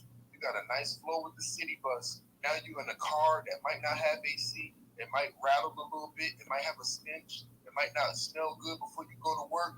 But that's your people's avenue to get you to work, because the goal is to boycott this bus. And if that's what the goal is, then the underlyings of what might be uncomfortable or might be unnecessary have to be looked at as a value or valor. Like the brother said, he feel like in the latter it's going to feel like these sufferings will worth something. See, that's the mindset that's already present at this freedom makers. So it does take that type of mindset to really say to self, what will I suffer for the benefit of this brother? Because that's not just him they're messing with my people. See, when we see each other as our people, then what happens to that brother? We look for what sacrifice presently can we make in our life to offer short-term and long-term solutions for them, because we understand that that's where we have to be maximum at. Short-term is now. Yes, when you come off the field, you got a blown knee, we're going to wrap you up, but you need surgery on that knee in about a month. So that's how I understand that just things go from that physical perspective, but spiritually, and understanding how this brother is and who he is and how he spoke, how he's getting his wife. The best thing we can do for him is let him tell him and his wife, y'all take the night off. We'll patrol the area. See, we need bodies. Let the bodies hit that farm, because that's the security that the brother needs. That's why we having bodies coming in transit now, because the bodies is going to make up the inconvenience that he's suffering. The bodies is going to make up, we'll patrol this area over here. We'll patrol that area over here. Okay, we got our cons, our things working. Okay, a 3-man crew go north, a 3-man crew go that way. And everybody protect why? Because this ours. This ain't just our brothers. This is our family. If we don't ride for him, then they'll ride on him. The white supremacy has already rolled on us enough. I'm going to land on this, because this why it's personal to me, not just because I'm another farmer in the community. It's just not because of what my alignments are. It's because of the fact that my family alone left South Carolina due to things like this. We thought that we need to get away from the problem that was at our territorial line. We didn't sit back and say, yeah, you know, and I understand for good reason, whatever it was, our family did what they thought the best was for our family. So we moved north to New Jersey. But 3 generations ago, I would have been in South Carolina on my own land. But during that time, they was doing what they're doing in this time. And my family left. So I didn't have that generational land that was mine passed down. Someone stole it. So maybe it's a little personal in my own spirit, but to be honest, I just feel like it's this because we always said if it was a Tulsa, Oklahoma, man, if I was there, I would have did this if I was there. Well, guess what? This is that type of moment, macro or micro, however you see it. This is that moment. But will you present your body as a sacrifice? Because that's what's necessary. All other things will take care of itself while it's there. While we there, somebody will bring food. Somebody will bring shelter. We'll build shelter. Fuck. We built wealth for this whole country. We can't build for ourselves. We'll figure it out for another people, but we can't figure it out for ourselves. That brother need bodies, man. I'm looking at how I'm sacrificing my family and my body. That's the conversation me and my wife is having. I don't know what conversations everyone else may be having, but to each his own. And offer what you can, but understand that the sacrifice in totality is just self. Bring your body. I land. All right, appreciate that, Irie. Wednesday night, y'all, we're gonna have a special space, a Q&A with Gabe Piedmont as well, too. That's 8 p.m. Eastern Standard Time. So if you guys can make it, we're gonna have that space Wednesday night, 8 p.m. Eastern Standard Time. So if you guys are on Twitter, make sure you stop by. Let me go ahead and kick it to DJ. I know you hadn't had a chance to say anything. I know you probably want to get something in here real quick. Appreciate that, brother. And Black Church, I don't see you even in the chat. I'm not really sure. That's your phone, more or less. You know, you got to update all that other stuff. For those that have problems, get on the Wi-Fi. And if you still can't get up here on the Twitter, go over to the YouTube. Newstoter is streaming live on YouTube. We are live on YouTube. Also, for those that got any questions, you're coming in the chat late. All you have to do is get in the Jumbotron. All the information you need to know is there. Don't come up and ask what's going on. Just go, you got to learn how to get your reading on a little bit better. So get in the Jumbotron. All the information is there. Please retweet it, reshare it. Get with the Black Farmer brother and support him with whatever which way you can. I see he did drop out. We're trying to work with him in the background to get him back up here. Like I said, get in the Jumbotron. Follow the brother Nick Benz right here. That's trying to support with the bare arms. You know what I mean? And follow him and let him know, hey, look, what can I do to support you? And I would definitely hit you in the background, Nick Benz. I think I got something for you. But at the end of the day, I'm not really sure what to say about the situation. It is what it is at the end of the day, but we need to do all we can to try to support this brother and his family and his kids because, like LaFarmer said, we allowed to go anywhere on this damn land. We the ones that don't build this shit and suffer all day, every day. So whatever it is we got to do, we got to make sure it happens. You know what I mean? But in retrospect, I wish it would just get off the land, lease it, or rent it out to somebody, build an Amazon hub on that shit. What they gonna do then? You feel what I'm saying? You know what I mean? Something in that area. You know what I mean? Then just like Marcel said, come back to the Black state of America. Come back somewhere further south, East Coast, and just live amongst your people. You know what I mean? Because dealing with these cracking knackers, it's always gonna be a problem. Like you said, the Civil War never ended. But go ahead, Sister Phoenix.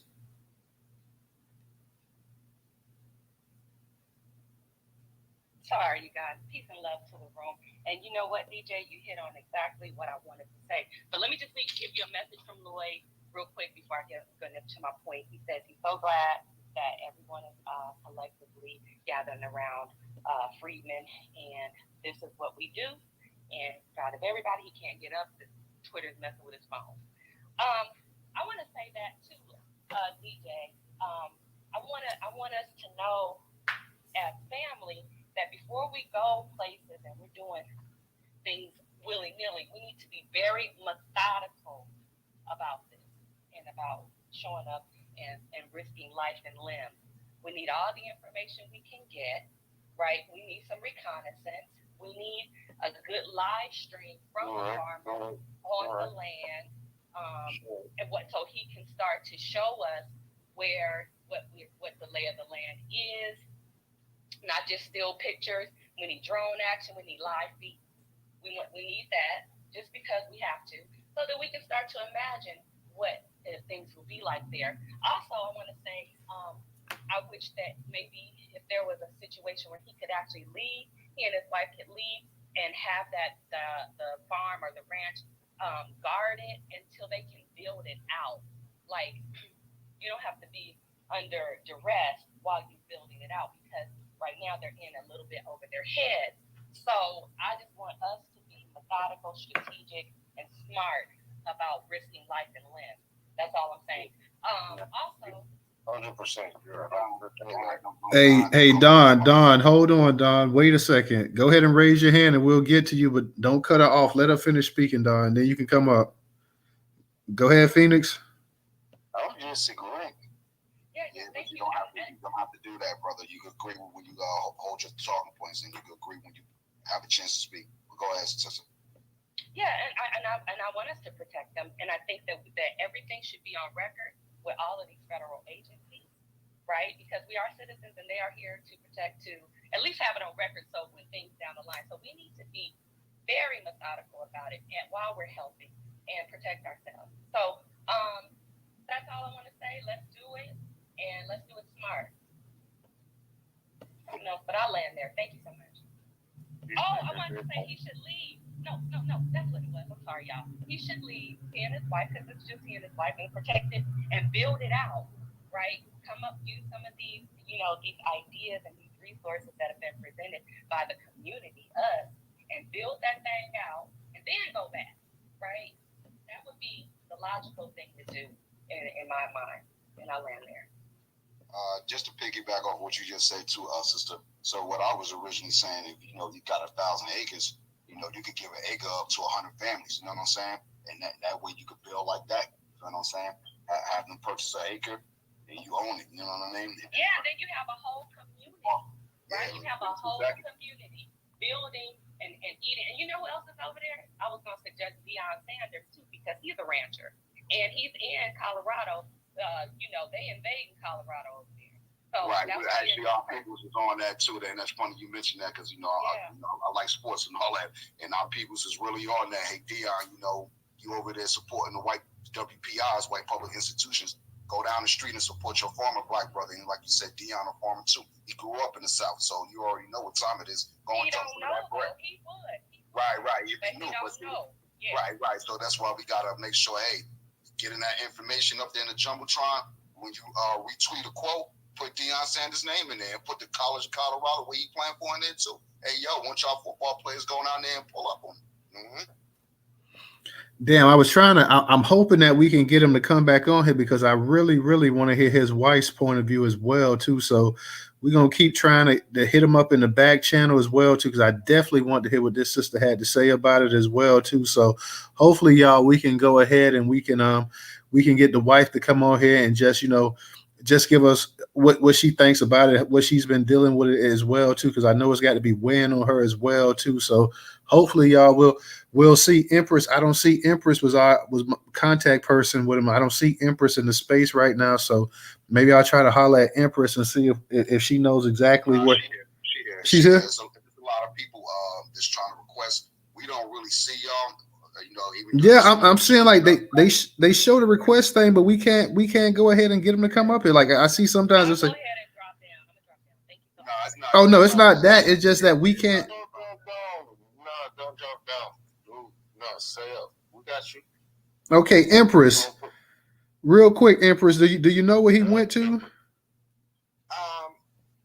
I'm not sure. I was talking to him on the back channel, and I did ask him if he was okay. He hasn't responded just as of yet, but like I told you, brother, we have to be easy. We have to show a lot of grace with him, because he's going through a lot, and this is very stressful. He's been doing it by himself, so that's why I said, we just have to be easy and show a lot of grace. And it's overwhelming. I'm even overwhelmed just scanning the room and making sure the people that we know who are stalking him are not in the room. So I'm overwhelmed. So I can only imagine how he's feeling right now. Yeah, that's real talk. Hey, real quick, Don, you want to go ahead and say something, Don? Let that marinate, and that was cool. She said what she wanted to see, or said what she wanted to say. Yeah, I would never go against my sisters. You know what I mean? She said what she wanted to say. Okay. Hey, just real quick, Tyler, real quick. Is there any way you could get the StreamYard link and send it to him like that, and then see if we could just come up on the StreamYard? I can't. We're not able to get in touch with him at this moment. You know, I've left a couple DMs. No, I'm just saying, just send him a link through a DM or whatever. If you see it, see it. Say something for real. Real talk. Brother, I know you out in Colorado Springs. I've been through there. You know, if you just drive 5 minutes away, you got, like, you know what I'm saying? The FDL motherfuckers, the LDS. You know I know. If you've been there, I've been there. You know what I mean? And you got a whole bunch of Samoans. You know I know what I know. Bro. Yeah, real talk, Don. We appreciate that. Guys, like we say, what was that, Don? Like, on real talk, homeboy, if you want to end all that dumb shit over there in Colorado Springs, I know what you're talking about. I'm going to do it tomorrow. Only thing you have to do, and not even talk about it, but like DM me on, and I hate saying that shit. That's like, yeah. But on the other hand, I got people out there in Colorado for real. All right, we appreciate that, Don. I see that. I see the Church of B1 of Black people. I see you up here now. So I know they say you was trying to get through before. We didn't see it, but go ahead and unmute your mic. Let us go ahead and get to you real quick. No worries. B1 to everybody in the room. Much love to everybody hosting the space. I know it didn't have anything to do with you guys. This has been going on Twitter for, I don't know, for the past few weeks with me and different spaces that I'm going into. But I'm here now, so Jesus, all love to all of you. One of the things that I wanted to say is I wanted to piggyback kind of off of what the Queen was saying. You know, and then also I want to make sure that the brother don't feel like any of us are trying to take advantage of him or his family because he's in the predicament that he's in. To make sure that he knows it's all about protecting him and protecting what he actually, not rather, you know, be on the tip of, you know, well, can we do this? Can we do that? Can we do this? I know all that's out of good faith and good conscience, and I know people aren't trying to sound a certain way, but that can really be overwhelming to a person who's just trying to protect his family at that time. You know what I mean? And I've actually dealt with this in certain situations because one of my mentors, I'm a law student, so I deal with these situations with my mentor. But one of the things that we're always careful to do is to make sure that it doesn't seem like we're coming off as if we're trying to gain more from him than he's gaining from us, even though I know that that's not the case. But you never know how a person can actually take these situations when they're in the position and in the mind frame that they're in. So that's all I wanted to say. I wanted to make sure that we're all understanding that this person also, like she said, is going through a lot, and that thinking process will have you thinking a lot of things. Not saying that he is. I'm just saying that we want to make sure that we're sending the message that, hey, we just want to protect you and what you actually can do for the community. I got a couple DMs and they say he's in the room, but I don't see him in the actual room. DJ, you see him anywhere? Looking right now. Actually, what I'm about to do, I'm about to drop down because Twitter is definitely fucking with this space. Yeah, I see him. Okay, hold on a second. He's in the room.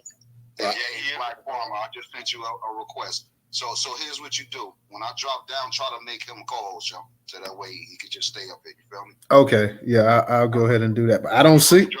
Yeah, I don't see him yet. So. No, I sent him an invite. He right here in the room. Okay. He just got accepted. You know, if you could hear Black Farmer, I don't know if you got Wi-Fi out there or not. I know how it is out there in the rural areas. It ain't too much infrastructure as far as networking capabilities go, but we can help you out with that too as well in the long run if you want to get better network Wi-Fi signal. But yeah, try to get on your Wi-Fi. For those that are having problems, You have to update the apps in your phone. You feel what I'm saying? Get on the Wi-Fi. Twitter Spaces eat up a lot of network, so get on the Wi-Fi, update all your apps, and restart your phone. Only use the Twitter app. Don't have no other apps running in the background, and that way it'll work. And for your iPhone users, it's mainly the iPhone people who got these problems with the Twitter Spaces. But go ahead, drop me down, Tom. All right, let me go ahead and drop you down. Like I say, I don't see them, and you write how these Twitter Spaces are, so I don't see them. Guys, make sure, like I say, if you can, go ahead and follow him, and also go ahead and go to his on his actual profile page. If you go, you'll see the dollar sign. You can click on it if you want to donate directly to him. If not, in the jumbotron, Marcel put the actual club that you can donate as well in there as well too. So you can go ahead and support him that way. You can donate directly to him, or you can go ahead and donate to the club as well too. So I see him now. I see Black Farmer now. Let me go ahead and make him an actual co-host. I'm going to send you the co-host. If you can hear me, Black Farmer, I'm sending you the co-host. So you just go ahead and accept that. Also, you can support us as well too on Cash App. That's $Newstoter, $Newstoter. Newstoter is the largest Black-owned news curation platform today in America. So if you guys can donate on Cash App, that's $Newstoter. Black Farmer, when you see that, I sent you the invite for the co-host, so that'll keep you up here easier. So if you see it, go ahead and accept that co-host. Go ahead and accept that. Marcel, go ahead and unmute your mic. Yes, I just want to, and we don't realize the power of social media, and that's crazy because we as Black Americans, we make social media. Social media will be a hinterland without it. It's like all the studies and data shows that. By group mass tweeting at Deion Sanders, who's out there in Colorado and Denver, who's into farming, bringing this to his attention, and he could probably say 1,000 acres. Man, I could bring my players out there, because I don't know if y'all know this, and I'm not sure if Black Farmer has horses, but horse riding is really a workout. It's been shown. It's really a workout. That's why a lot of these jockeys, they have like amazing upper bodies, because riding a horse is an amazing workout. I see stuff like that, but it's an amazing workout for your posture and all. Yeah, that's all types of things we can do. But the problem is sometimes we don't want to have the discipline to do it. Like out of all of us in this space right now, some of us are not going to actually do not one damn thing to help protect our people. Not at all. They may like, tweet, but they're not going to do nothing. First of all, we need to be calling the FBI, the branch that they have there in Denver. We need to be calling Joe the Goose, who is a Black U.S. representative. He's not a descendant of American slaves like most of us in this room. He's a descendant of South African, but he's Black. And don't tell me he doesn't know about what's going on. But like I said, this story is hitting on all types of points. It's showing why a lot of Black people are fed up with the Black church, fed up with these organizations like NAACP, praying and not calling people back when their lives are at stake. The people they're supposed to protect, but they come out full force for illegal immigrants. Talk about something they're fleeing danger. Well, you got our people who built this country living in danger day after day. We need to be calling Joe Nichols. We need to be calling Lauren Boebert. They claim she's a white supremacist, and these might be her people, but maybe she's not. Sometimes the person you think would not come to your aid, be the person that actually comes to your aid. We might be calling all these Black organizations and stuff like that, and it might be the white lady who's a racist that people call her, who may come to the aid. We need to be calling Lauren Boebert. We need to be calling Joe Nichols. We need to be calling his name. I'm going to find it. Give me 1 second. It's right here in the Jumbotron. I think his name is John Crow or James Crow. Joy Reid's white male savior of the month. He's a veteran. He was just a white male savior, all-American guy as they were introducing him. We need to be calling his office too. Those are U.S. representatives. I don't know the senators of Colorado, but those are Colorado representatives. We need to be blowing their phones up. We need to be mass emailing Deion Sanders, okay, at the University of Colorado. All of us emailing him, all of us calling them, all of us calling Joe Goose, Lauren Boebert, James Crow, John Crow, I forgot what his first name. That will get their attention. Now, I'm going to put this stuff in my Twitter thread. We don't need to be asking Black Farmer, he, Courtney, and his wife Nicole, well, have you called them? Have you done this yet? No, it's for us to do. We're supposed to do what our people can't do. They're trying to stay alive right now. Another thing, and I heard this idea mentioned in a room about this yesterday, because I know that borders destroy some of their security system. There are drones that can fly pretty high in the sky and monitor property. Like they are as artificial intelligence, they monitor the property, they give a live feed. We need to be looking into not just physical security, but what security systems advance that have protections against vandalism that we can try to buy for them. Okay? I know a lot of us struggle. Y'all know I struggle. I'm very honest about my struggles. But a little bit makes a lot. Like I said, $21,000 less $5, $105,000. But we probably won't need that much help get them what they need. This is literally life and death. So I'm hoping those of you who sit on the sideline and don't do much, I hope that they will do at least the phone calls. Now, I'm going to try to get these numbers together. Lauren Bover, Joan the Goose, James Crow. I hope the damn man's name not Jim Crow. I really think his name is Jim Crow. I want to find out. And the FBI branch there and Deion Sanders' email, we need to wake this story up. But the thing that bothers me the most, don't tell me a lot of them already know about this story. If I know about it, and I'm here in a swampy coastal rural town in South Carolina, don't tell me they don't know about it, and some of them are just less than an hour away. They know about it, they don't care enough to do anything about it. And like I said, those good white people, quote unquote, if this was a poodle being harassed this way, those good white people be raised in hell right now. When this happens and no good white person shows up, that's just reinforcing the fact that a lot of us have that there are none. Because if you was a good white person, you would be there saying, I got you, I'll protect you. Where are these good white people? We need them. Just like I told one white lady I was speaking with here in South Carolina, on the land. She was like, my family never lynched anyone. I know our family's history. I said, no, but they were in the living room watching it happen. What did they do to stop it? Everyone wants to say how they didn't own any slaves, they never lynched, their family never lynched anyone. Was all of you were such good white people, then how the hell did the bad ones lynch and murder us so easily when no one doing anything to stop them? And they're still doing the same thing today.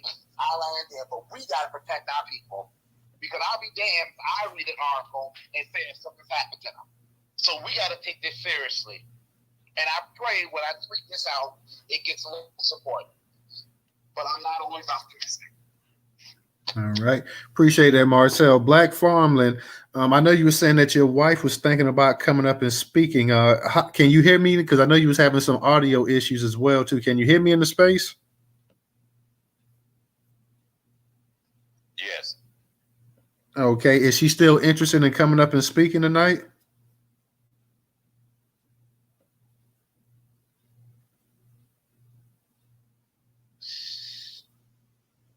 You know, it's up to her now. We're not trying to force her. I know you had told me that in the back channel. So if she wanted to speak, by all means, she has a mic. If not, we understand.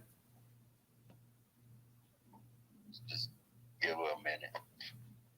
Okay, no problem.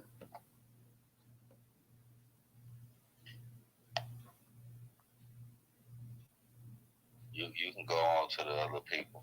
Okay.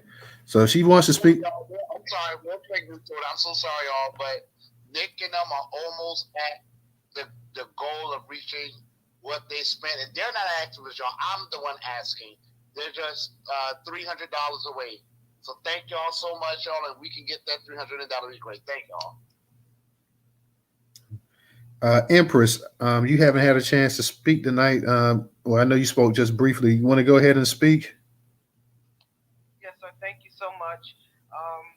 Thank you, Newstoter, for accepting my request to host the space for our brother Mallory. It's much appreciated. Thanks for everyone for coming out and joining and getting involved and sharing and retweeting and donating. Y'all got my mentions on a fire today, but it's beautiful, and I appreciate it all. Mr. Mallory, Mr. and Mrs. Mallory,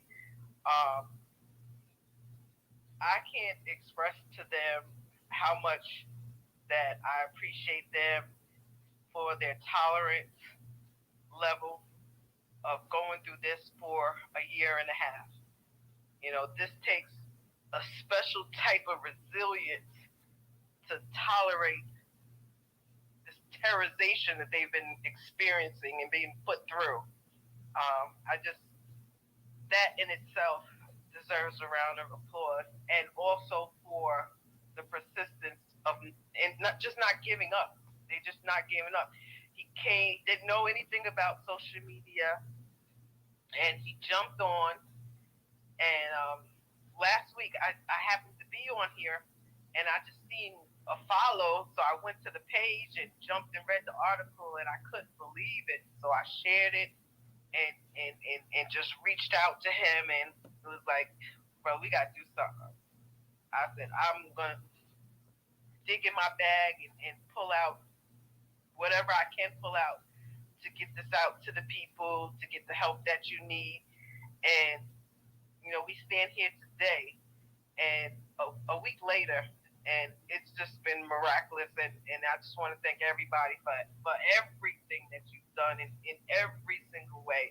And I implore you to continue, because we're just getting started, and just listening to so many people here saying that, you know, they just found out about it and everything. We're just getting started. You know, we need this to go worldwide. We need this to, you know, from the window to the wall, you know, from the ceilings to the floor. We need everybody to know what is going on in Colorado, to our people, to our family. You know, they started this as a dream, and they're building a legacy, you know, and we need to make sure they are protected and secure and safe in every single way possible. So please share, and please donate, tweet, and just everywhere, not just on here, on all social media platforms as well. And then secondly, I also ask that you guys just, you know, please be mindful and show some grace and courtesy in regards to the situation and what they're going through. Everybody doesn't handle things the same way. And he's been inundated with emails and messages on Instagram and on here. And he's not going to respond to everyone.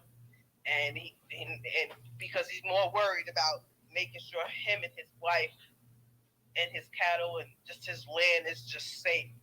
So please take that.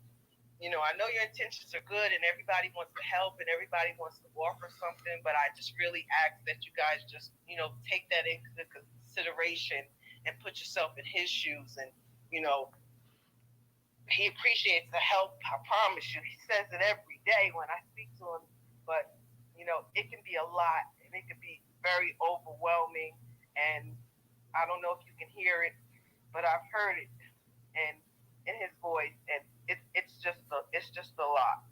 It really is. So, but again, please just keep getting the word out as much as you possibly can. Text it out, email it out, and make the call. And in regards to that, Representative Joe Neguse, he's not the congressman for that district. The congressman for that district is Doug Landrum, and I reached out to his office today and spoke to Liz. She's an old nasty heifer, very nasty heifer. So that's what we need to be, you know, calling and getting contact. He's over that district. He is a Republican. He is a Trump supporter. And I say that to say that, you know, we can speak to him and cater to, you know, what they like and what they're about, and still get things done. Don't be scared to reach out to these people. You know, we are more powerful and than they are. Can I ask you real quick? So do you think that, just because I'm putting the numbers together right now, do you think then We don't need to call the others. Let's call him. And how about the senators? Should we not be calling the senators as well? Yeah, I have a call list. I've been on the phone with them all day. So I'm gonna tweet it. I'm gonna tweet it out again and send it to you as well. But that representative, I spoke to his assistant. He was awesome. We were on the phone for about an hour today, and he was awesome. And he was just in shock, and he called me back and let me know, who he sent it out to. He said, listen, this congressman can't help, but here's this person, call this person, here's their number, here's their name. He was very, very, very helpful, and he was just flabbergasted about the story. And, I even was directing him to the link where he can actually read the article. So I didn't speak to the representative himself, but his assistant was on point. And he actually, out of everyone that I spoke to, he was the only one that spent that amount of time talking to me and listening to me and provided information. The rest of them was nasty as hell. So, but what really concerned me is because we had posted the list of the numbers, and I've called everyone on the list. So to hear them say it was only one of them that actually stated that they received numerous calls about this. And so that lets us know we have to make these calls. We have to let these people know that we know about this and y'all got to do something. Put the fire up under their feet and let them know. We're here. We see, lady, where you calling from? I said, I'm calling from North Carolina. Well, you don't live in Colorado, but I'm calling from North Carolina, and I heard about this. So they're federal. They're federal employees too, so they have a representation of all of us. Exactly, and just like I told Congressman Doug Lambert's assistant Liz, I told her today, he's an elected official. Remember, he works for the people. So anybody and everybody's gonna call him. Expect more than me. That's what I told her today with her nasty heifer. What about the senators? But yeah, I'm gonna post the list. As soon as I get out of here, I'll post the list of the names and the numbers as well. But again, and I'm sorry to call my mic off, but I just want to say I think the senators are good too. Also, the FBI branch there. The FBI. We already reached out to the FBI. Sister Jackie, I believe she's in the room. She's already reached out. She's already put me so I can blow it up, please. I can use my platform. With certain of these people, Mr. Lowry, Brother Lowry, he has to be the one that calls and makes the complaint. He has to do it. We can't do it, and I was told that a lot today. So, and that's fine. We provide him with the information and assist him and guide him and showing him how to do it. And, but we can still keep calling. So they they know these people keep calling. We need to look into this. Let them know that we here and we support him and his wife. And we're not letting go. We're not playing any games. Hey, real quick, Empress, I want to ask Black Farmland something real quick. Black Farmland, I know you came down from the co-host. Can I ask you something real quick, brother? Yes. I know a bigger platform as well too that's on YouTube. Would you be willing to go on that? The Real Dana, she does a lot of YouTube stuff with Judge Joe Brown as well too. Would you be willing? I could reach out to her. I did send somebody her way before, and she went ahead and had him on her platform as well too. I'm cool with it. I came on her platform before, just doing the television. Just doing the actual phone chat with her. If you're willing, I can go ahead and contact her and see if we can get you on that platform. Now that's up to you. I know you're going through a lot right now, but if you were trying to get an even bigger platform than these Twitter spaces, let me know and I can go ahead and I can hit her up and see about her fitting you in there if possible. Yes, that'll be fine. Okay, I want to check with you before I try to do anything as well. And Marcel, also for you, I know that you and Tariq are cool and the Black Authority as well. And, you know, I don't know exactly what their schedules look like or whatever, but do you think you could go ahead and just run this story to them as well, too, and maybe they can mention it when they get a chance on their platforms possibly?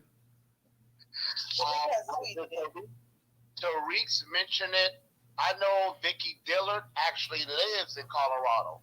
So I'm going to try to reach out to Vicky, who has a very big platform as well. But y'all, I want us to, and Empress, I'm sorry, I don't want to come off the mic again. The Empress, I think if you can include the Jan Sanders email on there, we need to blow this up. This is how people care about sports so damn much. Hopefully we can get more people interested via sports as well. If you could put that on your call list, please get that list to me so we can blow this thing up soon. This is critical. I got you, brother. I got you. And again, I can't say thank you enough to everyone on here. You just don't understand. Very, very, very much appreciative of the support and the love. And Mr. Mallory, he says it all the time. And you know, I just have to say the same. Thank you, Black Americans. Thank you. I mean, that's what we're supposed to do. So, I mean, really, I mean, this is what we're supposed to be doing anyway as a people. So, when we see somebody down that's in our community, we need to go ahead and try to pick them up and lift them up as much as possible. So, thank you for bringing this to my attention. Like I said, I saw the story, and you know, when you asked me about that, last week sometime, you know, when I definitely when you sent me that DM, I really was like, yeah, we got to go ahead and we got to get this out here as much as possible. So. Thank you, sister. I definitely appreciate that. I know Judge Sarah was up here, but she must have left. I was going to let her come up here and speak, but I don't see the judge up here. Professor, go ahead and unmute your mic. Yes, thank you again, Newstoter, and thank you everybody for being. I'm definitely going to be making some calls, emailing, whatever we can do to help our brother and his wife and his family. We just need to do what we can. I'm going to reiterate donation. First thing first, getting security, making sure that that's tight. But then we can also do, you know, as soon as Empress and Marcel, whoever's going to put the list together, we can get on that. Y'all, I'm telling you, every time I see stuff like this happen with our people, man, it just does something to me. I want to get on a plane right now and go out there to Colorado and just get in. Yes, I want to get in with the security because, see, you know, I've been telling y'all since I've been back on the space, you know, I took a break and I came back and I've been getting my 2A up. And I'm telling you, Black American family, I know Marcel mentioned it, we definitely need to get involved with these gun clubs. Because you see where we are headed with this. These folks are not going to stop. Get your 2A up. Black American family, I'm telling you right now, get your 2A up. Don't sit around and not get that 2A up. Do it right now. Get your daughters, get your sons, your wives, girlfriends, family involved in understanding what these guns are for. And that we need to be ready. Because these folks be coming at all angles. They don't care. They demonic. My mom used to say this, y'all. And my mom, let me tell y'all something. My mom was a gun lover. That's why I got to get like her. See, my mom was a Black Panther. And, you know, not a literal Black Panther. But that's what she was down with. She was down with that. She said, hey, we need to be ready because these folks will come at you from any angle. So we need to be ready, family. I'm going to land my plane there. Okay. Let me give a shout out to Miss Triggers as well, too. Miss Trigger, thank you for your contribution on Cash App. Let me go ahead because, Judge, I know you was up here. You had your hand up, and then I saw you leave. Go ahead and unmute your mic. How you doing? Hey, Newstoter. You know what? I can hear you, but I think I was having a bad connection. But I appreciate you and thank you, family.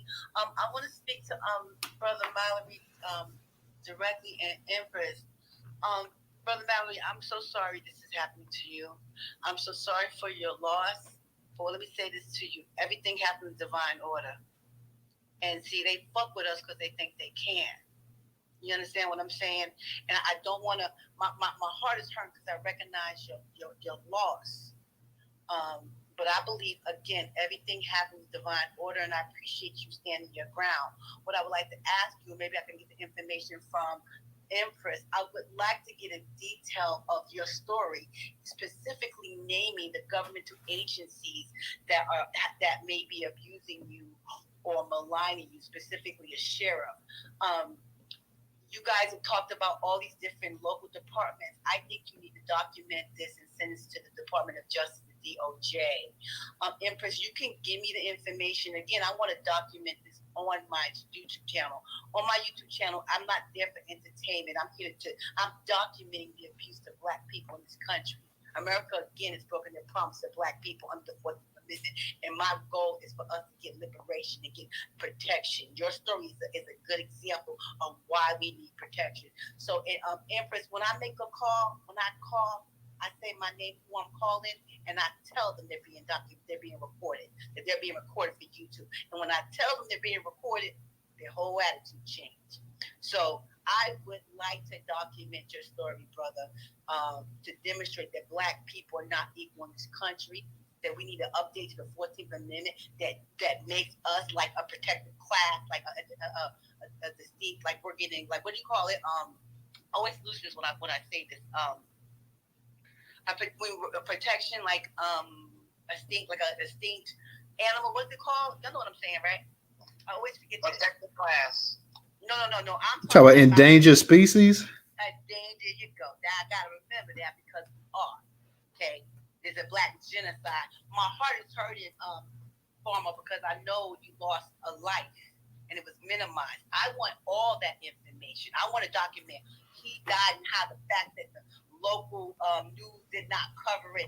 See, I named the people. And with white people, what you got to do is you got to shine a light on them. And this is the whole thing. They thought they were going to come fuck with you and nothing was going to happen. They didn't know he was going to show up, but they about to find out. So at any rate, brother, I am so sorry that you're going through this. If you need anything, just DM me and I can show up for you. And Empress, you can give me the list. I want to document from the beginning to the end of what's happening. And see, I name everybody. Like the local newspaper, why aren't they talking about it? I named everyone. And again, family, with white people, you have to say their name. When you say their name, the whole thing changed. And again, because I'm working on a lot of shit, I just haven't published it because I'm too busy on Twitter. When I call, I say, what's your name? They say their name, and I say, I'm calling from here, and you are being recorded for a YouTube video. And their whole demeanor changed. So anyway, I'm going to stay there. And again, brother, I am so sorry. But again, I believe everything happens in divine order. This is about change and progression. All right. Thank you, Judge. Let me go ahead and we're not going to hold the space up in too much longer. I'm sure that Black farmers got to be tired as well, too. So I'm going to go ahead to the church. Aunt Lai, you're a new speaker. So I'm going to go ahead and let you come up here first. And then we'll go ahead and kick it to the church and we'll get ready to close it out. Go ahead, Aunt Lai. How y'all doing? Peace, Black Power, and reparations. I just want to say I'm sorry that you're going through everything you're going through. That I will continue praying for you. I'll continue to fight for you. Please make sure, like somebody said, you have cameras, because the devils do lie, and what they put on paper and legal documents is not the truth. They don't mind lying in documentation. They don't have no qualms about it. So just make sure you cover yourself with cameras everywhere, the security system. I'm so happy that everybody is really rallying behind you, and I pray for you, and I'll continue wish you much success, and I'll be donating to you when I get a chance. And I'm just like, I hate that you're going through what you're going through, and I'll be praying for you. May I just say real quick about security system? No, I want us to look into, because I read in the article they wear body cameras on them. Like, that's not how we should have to live in our damn country. But be that as it may for right now, I want us to look into some type of system, aerial security system, because I heard the bastards been vandalizing their property. So I'm going to try to look into something and see what we can afford and ship out to them. Being with this protection, like, what? In a country you built, you did nothing wrong? The bigots. Your wife should have blown that bastard's head off. They're get a protection program from us. All right. The church, go ahead. I'm going to let you be the last speaker for the night, and we're going to go ahead and close this out. Go ahead. I appreciate you, family. So I've been listening since you guys started the space. And La Farm, I might be saying that wrong, La Farma. Brother spoke about how he already contacted the federal, agents within that city there, and he's made a report. I'm wondering if you could put that incident number within the Jumbotron so that we can actually use that incident number to follow up on that. That's one. And then also, I wanted to give a shout out to the judge because she said something very important. When she said say their names, it's very important to get these people's names, their whole little position, and put all that information into anything that you report on. Not just that, but whenever you're speaking about these situations, make sure that you speak about these people by name and by position. Because what ends up happening is that it makes people nervous to have to deal with these certain situations when we have an overwhelming of people who are willing to stand up for our brothers and sisters. You dig what I'm saying? And so at the end of the day, one of the major things that we need to be doing is making sure that we're following up with these people. And that's one of the major reasons why I'm saying if you've already started an incident number, my brother, I truly appreciate that. Please throw that incident number up so that when they say, well, we can't really speak to this situation, we can go off and just say, hey, well, we want to know what's going on. We're doing a follow-up on incident number such and such and such. And I'll let my plane there. Okay, I was going to let, real quick, I was going to let the church be the last speaker for the night. I'll go ahead, Empress. I'll go ahead and let you get a final say in here. And then, like I say, I'm going to go ahead and close the space out for the night. So go ahead, Empress, real quick. Okay, really quick. Just two things, you guys. There's about 200 of us in this room. If every one of us just donated $5 to his Cash App or the GoFundMe, you're looking at, what is that, like $2,000 or something? I don't know. But, if you could just take $5 and donate to his Cash App or his GoFundMe, that would be very, very helpful. And again, we appreciate all the support. Please continue to share, retweet, and just be safe, family. Just be safe out here. Real quick, let me ask the farmland. Do you would you prefer us to go ahead and donate directly to you or to the actual gun club?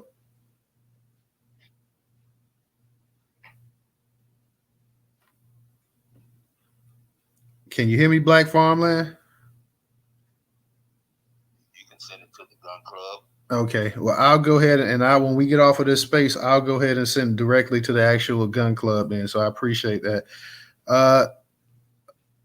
Irie, did you want to say one last thing before we close this out? Because I see you requested to come speak. If you get it real quick, I'll go ahead and let you get something in, and then you'll be the absolute last speaker. Yeah, I just wanted to come up because I believe the Church of Black Power mentioned something about an incident number and stuff like that, pertaining to when I was talking about contacting the FBI. So what I was doing was going ahead and actually using that link that I put up in the Jumbotron to tweet, and I made a whole bunch of different responses to them based off of how they handled there was a shooting that was recently happened in a homosexual nightclub that was there. So a lot of the things that they used in the articles that I read for that, I literally corresponded to make them accountable to use for this situation. And what I noticed that they created a link for the public to go ahead and create evidence documentary. So when we do call in, they ignore our calls. So when we do message them and they're trying to, this is just signs that they can use for evidence on the behalf of the brother, so they can build evidence against for the purpose of saying that his violation of civil rights and his violation of due process was offended. And also, one thing I didn't throw in, since you did mention that as a caveat, when you do message that link, even though it's from 2020, they will get the updates for it for that division. When you do message that link, please take a screenshot of your message, of your tweet, and I didn't mention this earlier, so that way, should they decide to delete that message thread, then it would also make you culpable because we'll have our own receipts. It's always good to have your own receipts in regards to any type of thing you deal with the government. Keep your own records, whether it be a phone call, screenshot, whatever. Write a little memo about what the topic was. But please definitely conduct yourselves like that. Be advised that we're trying to go ahead and help the brother on behalf of getting the federal agent to let that local sheriff know that he's going to be working with somebody who's going to be overseeing and watching the process. So that way his rights are not violated. So that way we can keep an account in some aspect, even though we're not physically there at this time. So I'll land on that. Thank you. All right. Appreciate it, Irie. Ray and D. Can I just ask one more time? Can you just repost that link one more time, because some people that were here, some people that wasn't here?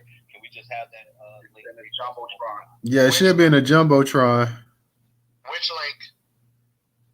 Okay, perfect. Which one? The link to the recording. It's the sixth slide. It's the sixth slide. Yeah, I found it. Thank you. All right. Real quick, Ray and DJ, y'all go ahead and get a final say in, and then we're going to go ahead and close this out for the night. I'm good, brother. Thanks everybody for coming on tonight. Yeah, I'll pass my time to the Black Farmer if you want to say one last thing. I think we all agree to agree as usual. I'd like to thank everybody for y'all support. Absolutely. We definitely here for you and your family, bro. So we definitely appreciate that. Let me go ahead real quick, y'all. I'm going to close this space.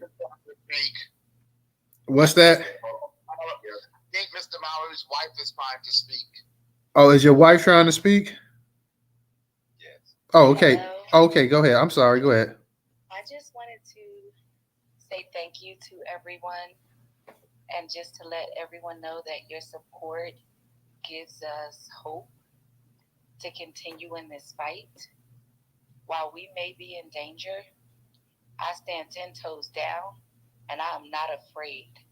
I have all of you here tonight, which means that there are eyes and ears watching these Ku Klux Klan members and these people who are preying on me and my family. And while this is a very painful situation, this pain will not be in vain, because everything that we're doing is going to turn into purpose, and our land is going to flourish. It's going to be filled with all of these beautiful Black people. And what they thought they could get rid of was 2 individuals. We're going to show them 2,000 Black people. We are not going to be moved by this. And I want everybody to understand the mission. Sergeant Gerhardt needs to be fired.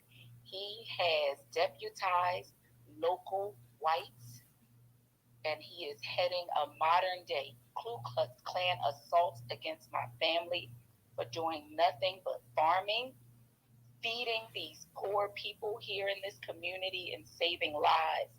But we will not be moved. I may bend, but I will not break. And I just want everybody to continue to support us, to make those calls, to continue with all the calls for actions, and to understand that this is not just about us. It is so much bigger than us. I just appreciate all of you people for embracing us and for supporting us at this time. I just have never experienced something like this before in my life. I'm a United States Marine. I fought for this piece of shit country, and I'm a victim of domestic terrorism right now and every day. But like I said, I may be in danger, but I'm not afraid of any one of these people. We all bleed red.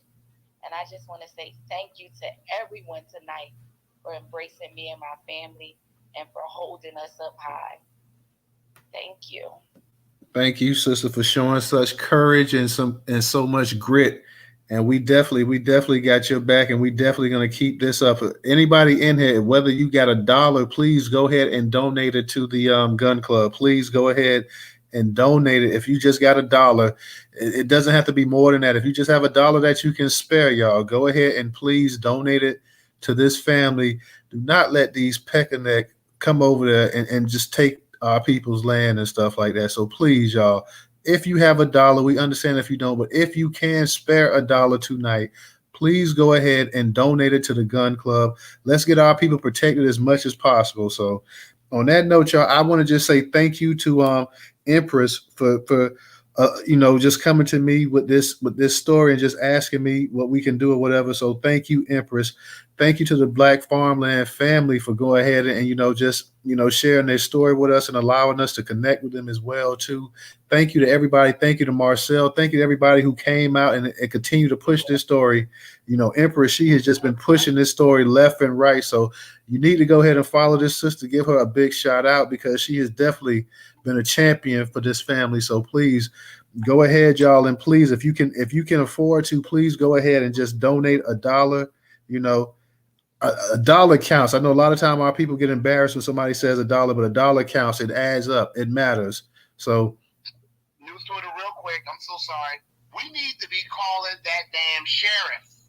Hey, Marcel, with that being said, getting a jumbotron on the far left. Hey, Black Farmer, is that him, Gerhardt, over in the likening profile? Because if that is, you could blow it, that liking it up, and that shit is serious right there. Likening is about professional business. So if that is that person's profile, you ain't got to say nothing. Just give us a heart emoji.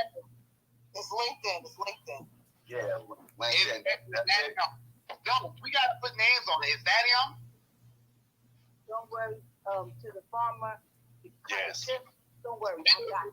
Hold on. One person at a time. We're speaking to the farmer, the Black Farmer. Hold on. Hey, Black Farmer, you don't even got to say anything. It's the LinkedIn profile on the top left hand side. Is that yes? He said yes. Okay. Thank you. What is his number? Put his number. Marcel, the top left side, Marcel. Top left side. That's all you got to know. That's Lincoln. We need to be calling, blowing, turning that off the sound. What is his number? They need to get the heat too. Why are we calling everybody else but the bastard who's been the ringleader? So what's his number? Right, but Marcel, if you get in the jumbotron, you go to LinkedIn, you could usually find that information if you go follow that person. I don't want to take a risk of it not being there. What is his number? We need a simple Google search will get you that info. Yeah, Marcel, I got the same thing. Marcel, simple Google search. That's why I'm asking the question. You know what I mean? I'm thinking of Google search right now. Can we clarify the name? His name is Sheriff Gerhardt? Brian Gerhardt, yeah, in the Black Farmer. Yeah, just said yeah. So there you go. Emery Gerhardt. What's the number to the yeah, it's Emery Gerhardt. It's Emery Gerhardt? Yeah, it's Emery Gerhardt. The actual article too, because I posted the article. So the article is the very first article on the article on the far right. The very first bubble on the far right, as far right as you can go, should be the actual article that I posted tonight. So okay, yeah, I got you. Thank you. Okay, so listen, y'all, we're gonna get ready to close. I see a couple hands popping up. So, like I said, we were getting ready to close the actual space out for the night. Because we've been going for close to almost 3 hours, and I know the actual family is tired as well too. So I want to go ahead and let them get their rest up. I will allow one more speaker up, Sister Sean. I'll give you a minute to go ahead and say what you got to say, and then we're gonna go ahead and close this out for the night. Okay, thank you for the end of time, because I'm just coming in. What I would like to say, I'm very passionate about this issue. I have been watching it, and not only do we have our eyes on this sister, I think it's the Malari family, Black Farmer, your wife. Not only do we got eyes on it, but we got bullets on it. Okay, because we do know how to practice our Second Amendment rights. Okay, and this is indicative of what they've done to our people in the past. They just go hold a rim shot, just come and snatch our people off our land, all of our children, our entire families, and terrorize them off our land. This is indicative that what has happened to us in the past, and we're not going to have it. And I am burning the midnight oil. I'm in the rear, but I will bring in the line. And I will put my contribution in. And like I say, your sister, your wife, man, I felt her. She is fire. She's spiritual. She's piped in to the Most High. And we will be there to to support you in these Twitter streets. And I heard people talking about numbers, and I just hit you and followed you. And the number you have is called Governor Polis, and that number is 303-866-2741. It's right there pinned in your profile.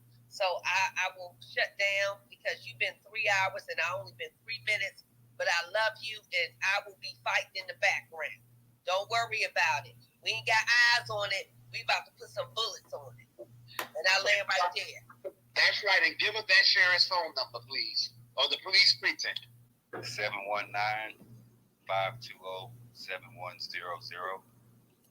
Thank you. I'm going to add that to the list. He needs to get the heat too. All right. Please DM me that number, Marcel, please. I will. On that note, y'all, we're going to go ahead and we're going to close this space out for the night. We will see you guys tomorrow, and God bless, and everybody take care.